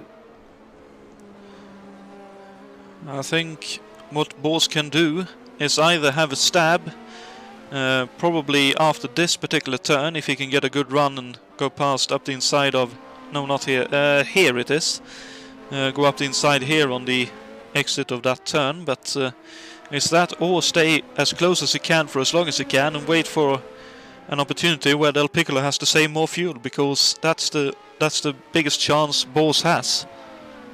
Absolutely, and I think Del Piccolo might be using a little bit of boost to try and pull away, but as they've got a back mark in front of them, it looks like it's one of the arrows as they head down the home straight, and the arrows gets out of the way, and I thought the back mark was going to pull back across it, but Del Piccolo is not pulling away in a straight line, so I think he is using a little bit of boost to stay ahead. Definitely a possibility. It'll be interesting to see how the last 8 laps plays out here. As under that medium speed acceleration, the Benetton really pulls away. Well, I'll leave you boys to it. It's going to be an exciting end. Thanks for broadcasting, Jonatan. Thank you yourself for putting on a good show and for giving it a red hot go this evening. It was good fun to watch. I'm sure. Take care. Thank you, you too. So our thanks to Richard Wilkes for joining us for a chat after his unfortunate retirement from this race. As we can see now, Bose Starting to struggle a little bit just to keep right in the wheel tracks of Del Piccolo.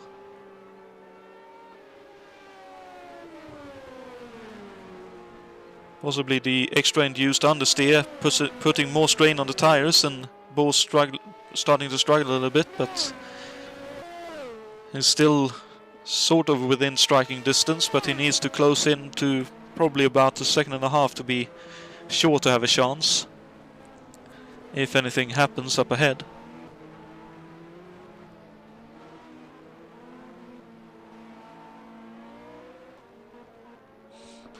As behind him is Coxen still, 12.5 seconds now the gap to him for Ferrari in third. Yannick still in fourth and not able to make major inroads into the Ferrari driver ahead. 30 seconds behind him is Tim Hiller, so Tim looks to be settled for fifth position here. And David Saber still in sixth, but now only 2 seconds ahead of Jon Team, his teammate, in seventh.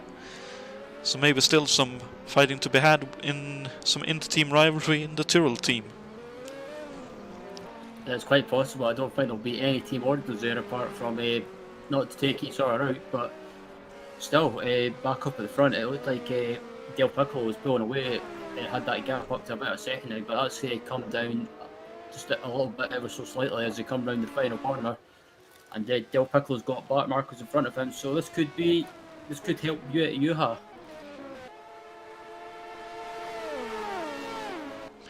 Depends how the back markers fall.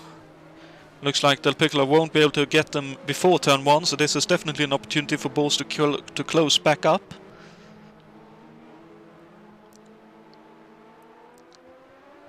Because it looks like Del Piccolo got held up ever so slightly behind the Sark speed there.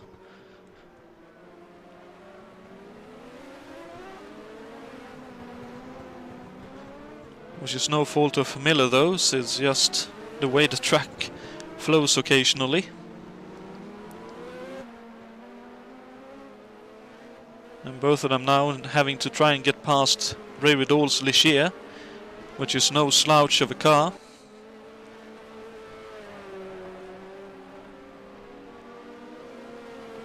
When look at this, Bos right up behind Del Piccolo once again.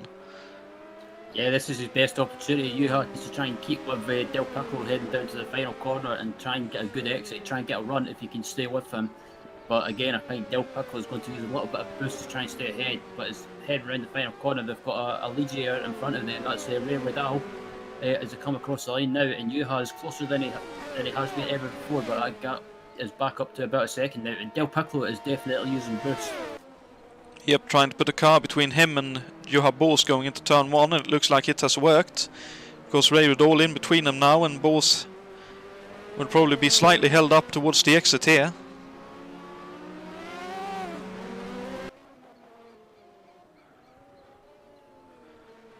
Ever so slightly, but it's enough. 2 seconds now the difference before they break for turn 4. So there's a yellow flag out here.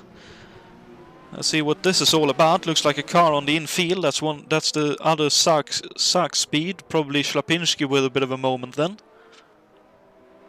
And trying to stay out of the way of the faster cars too, as he tries to rejoin.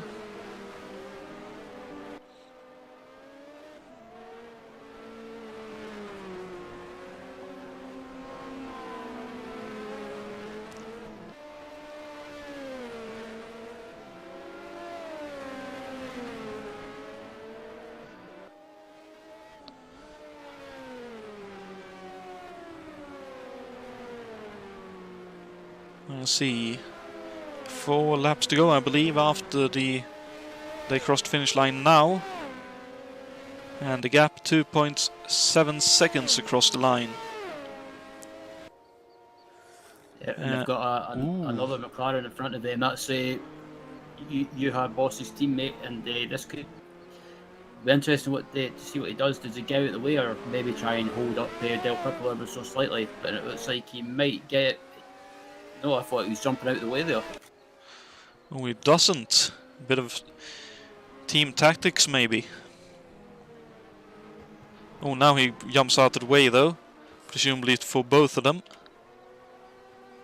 He did indeed. And now he does for Bos, so Bos gained a tiny bit of time back, I believe, but not enough to dent the gap too much.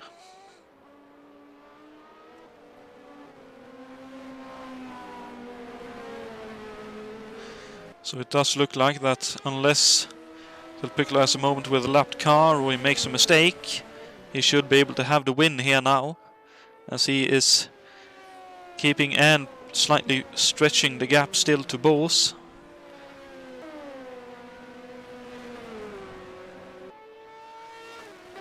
As it definitely looks like Bos's tires are starting to have enough of this. Ooh, and don't look at your HUD or dials there, Juha. That was a bit of grass cutting being done too. Meantime, 13 seconds still the gap, 11 seconds now as Coxen heads for turn 1. In third still, Yannick still in fourth, Hill is still in fifth, Saber is still in sixth, but Jon Team is closing in.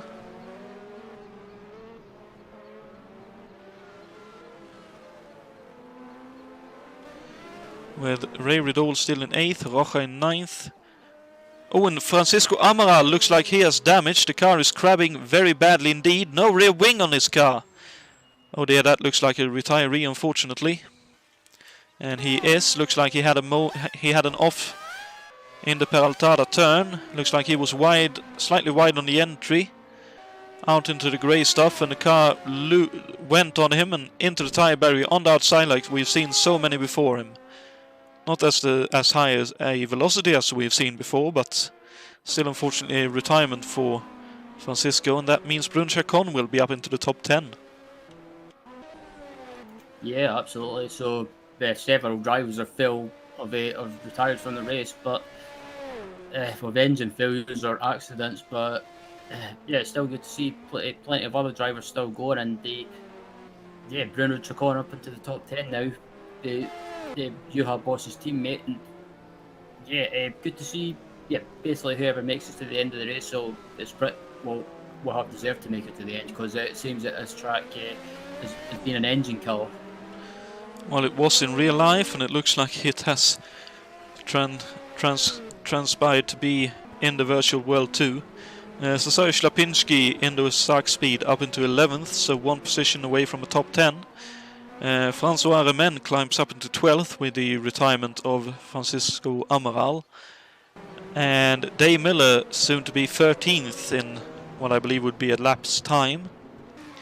And Lewis Stevens, I'd assume 2 laps away from being in 14th.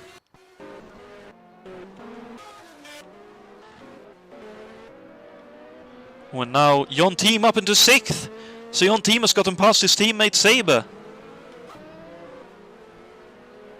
Oh, well, lap traffic caught Saber off guard and put him behind his teammate. So let's see now if Saber can fight back. Battle for the final point in this race.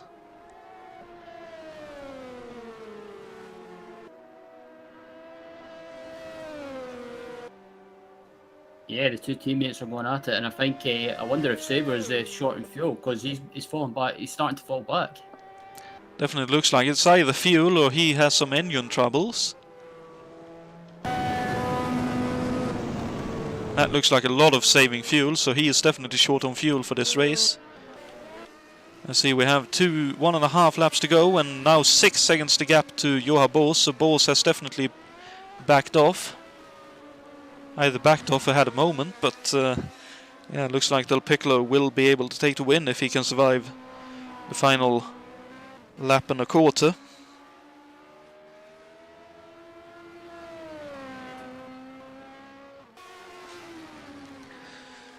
And a very impressive drive at that, with a pit stop and still well within a chance of winning this race. Yeah, Juha is definitely cruising now. I think he might be short on fuel, and he's having to do a bit of a fuel saving. Definitely a possibility, as the white flag is out for Del Piccolo. 1 lap to go. And not too far behind Juha as well is Richard Coxen. He's closing the gap down massively. Oh, this will be interesting to watch too. Will Coxen be able to take second away from Bors? That would be a cruel blow to the Belgian driver.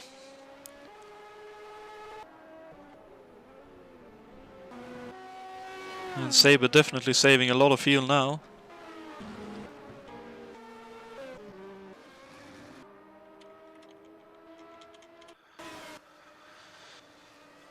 So let's see, Gabriele Del Piccolo heading through the Serpentine for the final time.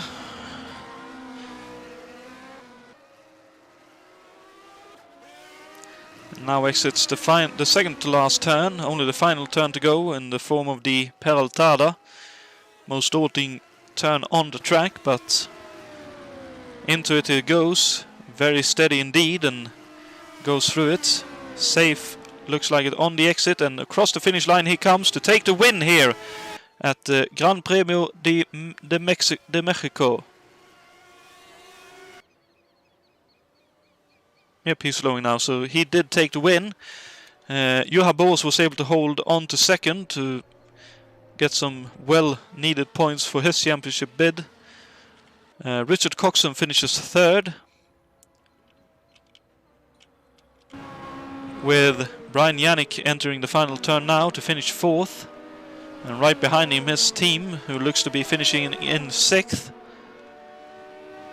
And there they go, both across the line. Tim Hiller with the final turn to go by the looks of things, so Tim Hiller will finish in fifth, with Jon Team finishing in sixth. David Saber will finish seventh, having to save a massive amount of fuel for the final 3 laps or so.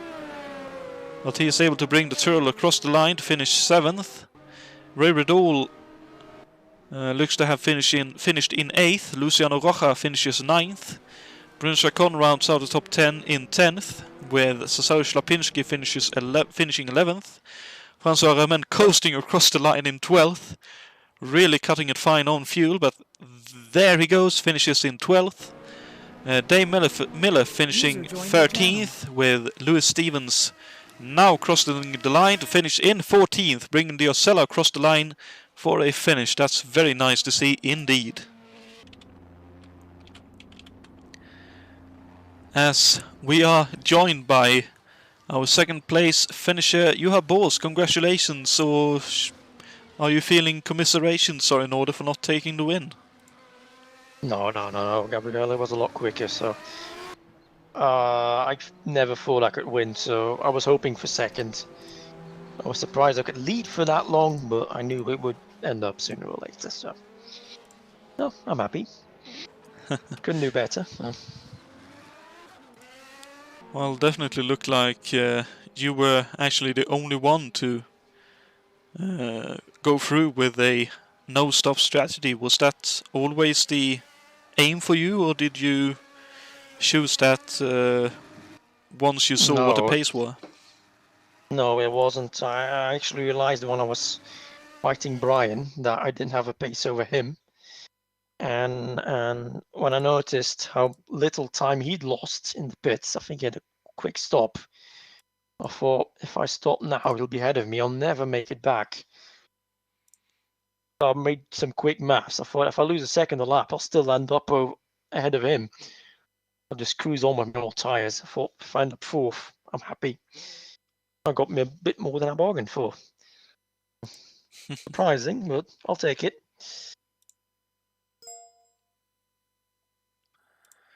Yeah, very nicely done. And looked like you would, at least from my point of view, you would have had it if Richard Wilkes hadn't been forced to retire with what would have been 14, 15 laps to go. Do you think? Yeah, I think he was a buffer against Gabriele. Yeah, well, once he was gone, I saw him close up really rapidly. Maybe I could have made it without him, but yeah, well, second isn't bad. I'll take it. Yeah, that's very understandable to be happy with that, because that is no mean feat at all, and pulling it off with a no stop is very, very good indeed. Quickly looking ahead at Adelaide next time out, How do you rate your chances there?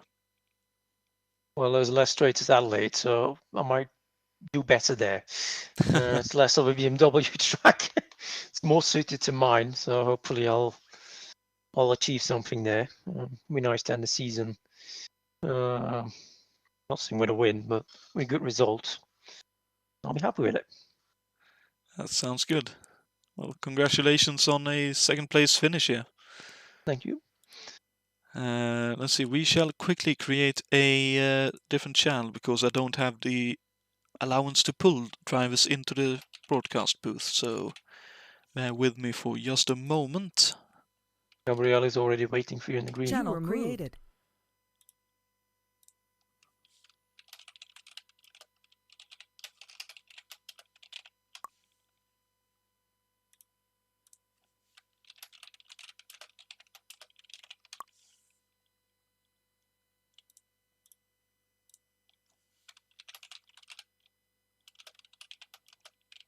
User joined your channel.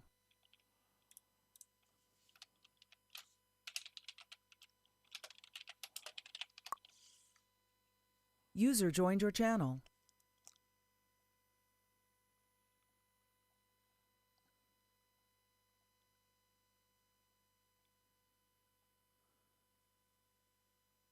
Well, while we wait for the winner and the third place finisher to join us, that was a very interesting race and User joined your great channel. fun to watch, User joined and your channel. a bit of a car breaker, to say the least. Especially the engines seem to have a very hard time, wouldn't you say, Ryan? Yeah, absolutely. That was a great race, and I enjoyed that battle between Gabriele and Juha, and yeah, it was good to see Gabriele win the race after that long pit stop. But what looked like it took him out of contention, but yeah, put in a great drive to recover and take the win. And speaking of Gabriele, we have him now in the booth. Congratulations, Gabriele. You must be very happy with that win. Yeah, thank you very much, guys. Well, looking at the... Sorry, go on. No, very difficult race after the pit because the pit costed me 20 seconds, 21 seconds, and I tried to exploit everything of my car to catch people in front of me. Before the pit, I had very good amount of gap in front to Jua, I guess. No, who was? Yes. Oh, okay. But then I had a very harsh battle with Richard Weeks. Nothing against him. He deserves the championship. He truly deserves the championship. But maybe today he wanted to resist me to show me how he can do with me. But unfortunately, he has been a bit unfortunate because he spun out in front of me towards the end of the track. Well, I joined Juha. I think he had some struggle with old tires, but his car was very fine all along the track. So I want to congratulate with him, and Thank you. And I want to say well done also to my teammate for this race, Brian Janik, that finished into the points finishing, and I think it's a good result for the team, and we'll do the best till Adelaide. Adelaide is a track that doesn't suit very well about my car because my car loves, as you know, fast tracks, fast corners, and yeah, you know, the car. This car sometimes is fantastic car. Fantastic. Well, good to hear that you are happy with the win, and congratulations on a storming drive, both from the start and after the pit stop. That was a joy and very interesting to watch. And best of luck for the Adelaide event. Thank you very much. We are also joined by Richard Coxen, finishing third here tonight. I suppose that's just rewards for fighting back after that early spin. I think that was like 3 laps in or something that you had that bit of a moment. Yeah, it were. If I hadn't made that, you get if only questions. I think I lost about 15 seconds. The car was brilliant. So I'll go give this third place to Anders, really. If it weren't for him, User disconnected from your channel. I'd have been nowhere. And he's put with me for so much because I ain't scored anything since Canada. So yeah, I've got to dedicate it to him because he's been a star throughout all this time, and it's just a relief to finally get some points and see a good result. 'Cause it's been difficult for one reason or another. Yeah, I believe that's understandable, and from personal experience, having driven with and against Anders previously, he definitely knows how to set up a car. And drives very well too, it has to be said. Very unfortunate for him to have that engine failure about a quarter of the way into the race. My broadcast assistant wants some attention.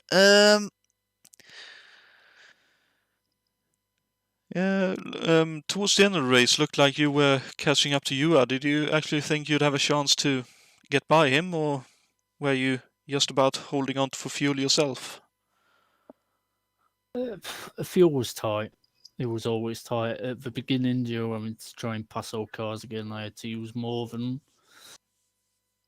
the limit dictated. Yeah, it was very tight coming to the end, but I thought you may have had the odd issue as well. But yeah, I thought if I had another lap, I think I might have passed him. But Well, if there were another lap, I'd have had more fuel left. Maybe, maybe not. We'll never know for sure how that would have played out. Well, looking ahead to the final event of the season at Adelaide, how do you rate you and Anders' chances there with the Ferraris? going off Monaco, I think we might struggle. I know Adelaide's a little bit more open, more of a start-stop track.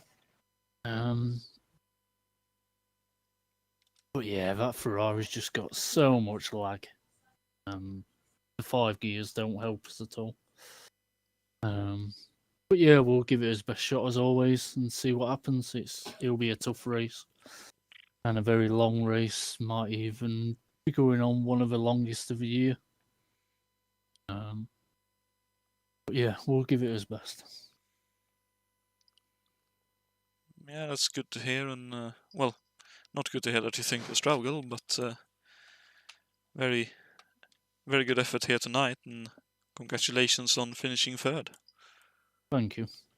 Well, we've still got second or third place in the constructors to fight for with you. So I'll need all the help I can get. So if you struggle on Adelaide, that's quite good for me.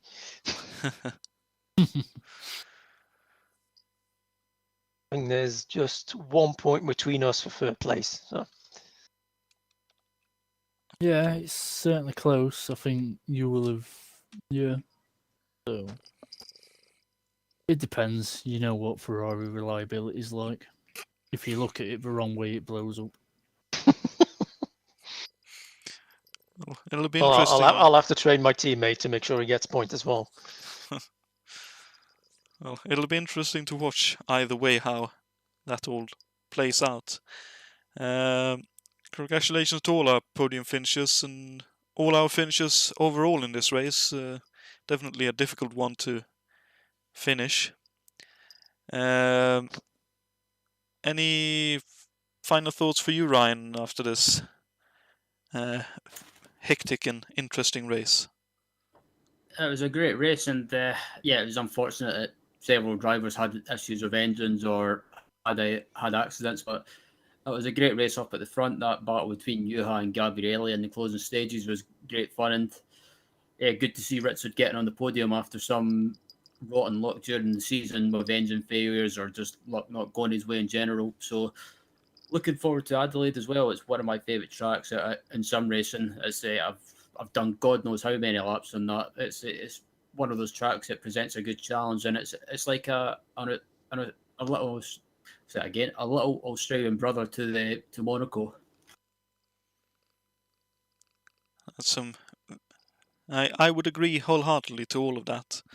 I too dearly enjoy Adelaide, especially the layout that we'll be going to this time around. It's, as you say, one of the most fun challenges you can have in sim racing, and I believe also real life racing back in the day. But yeah, with that, I believe we will cap off the broadcast. Thank you once again to Gabriele, Richard and Juha for joining us for the post-race interviews, and thank you Ryan and Richard Wilkes for joining us during the race for color commentary. Very much appreciated, and I'm very happy I got the chance to commentate with you, Ryan. It's always good fun. Yeah, and I enjoyed it as well. But it's that was a pleasure, and yeah, hopefully we can do it again for the last round if Jason can't make it again or Alberto can't make it again. Well, if we do get to do it again, it would be my pleasure to be able to do so. Next weekend we will be back here at the ISO YouTube channel covering the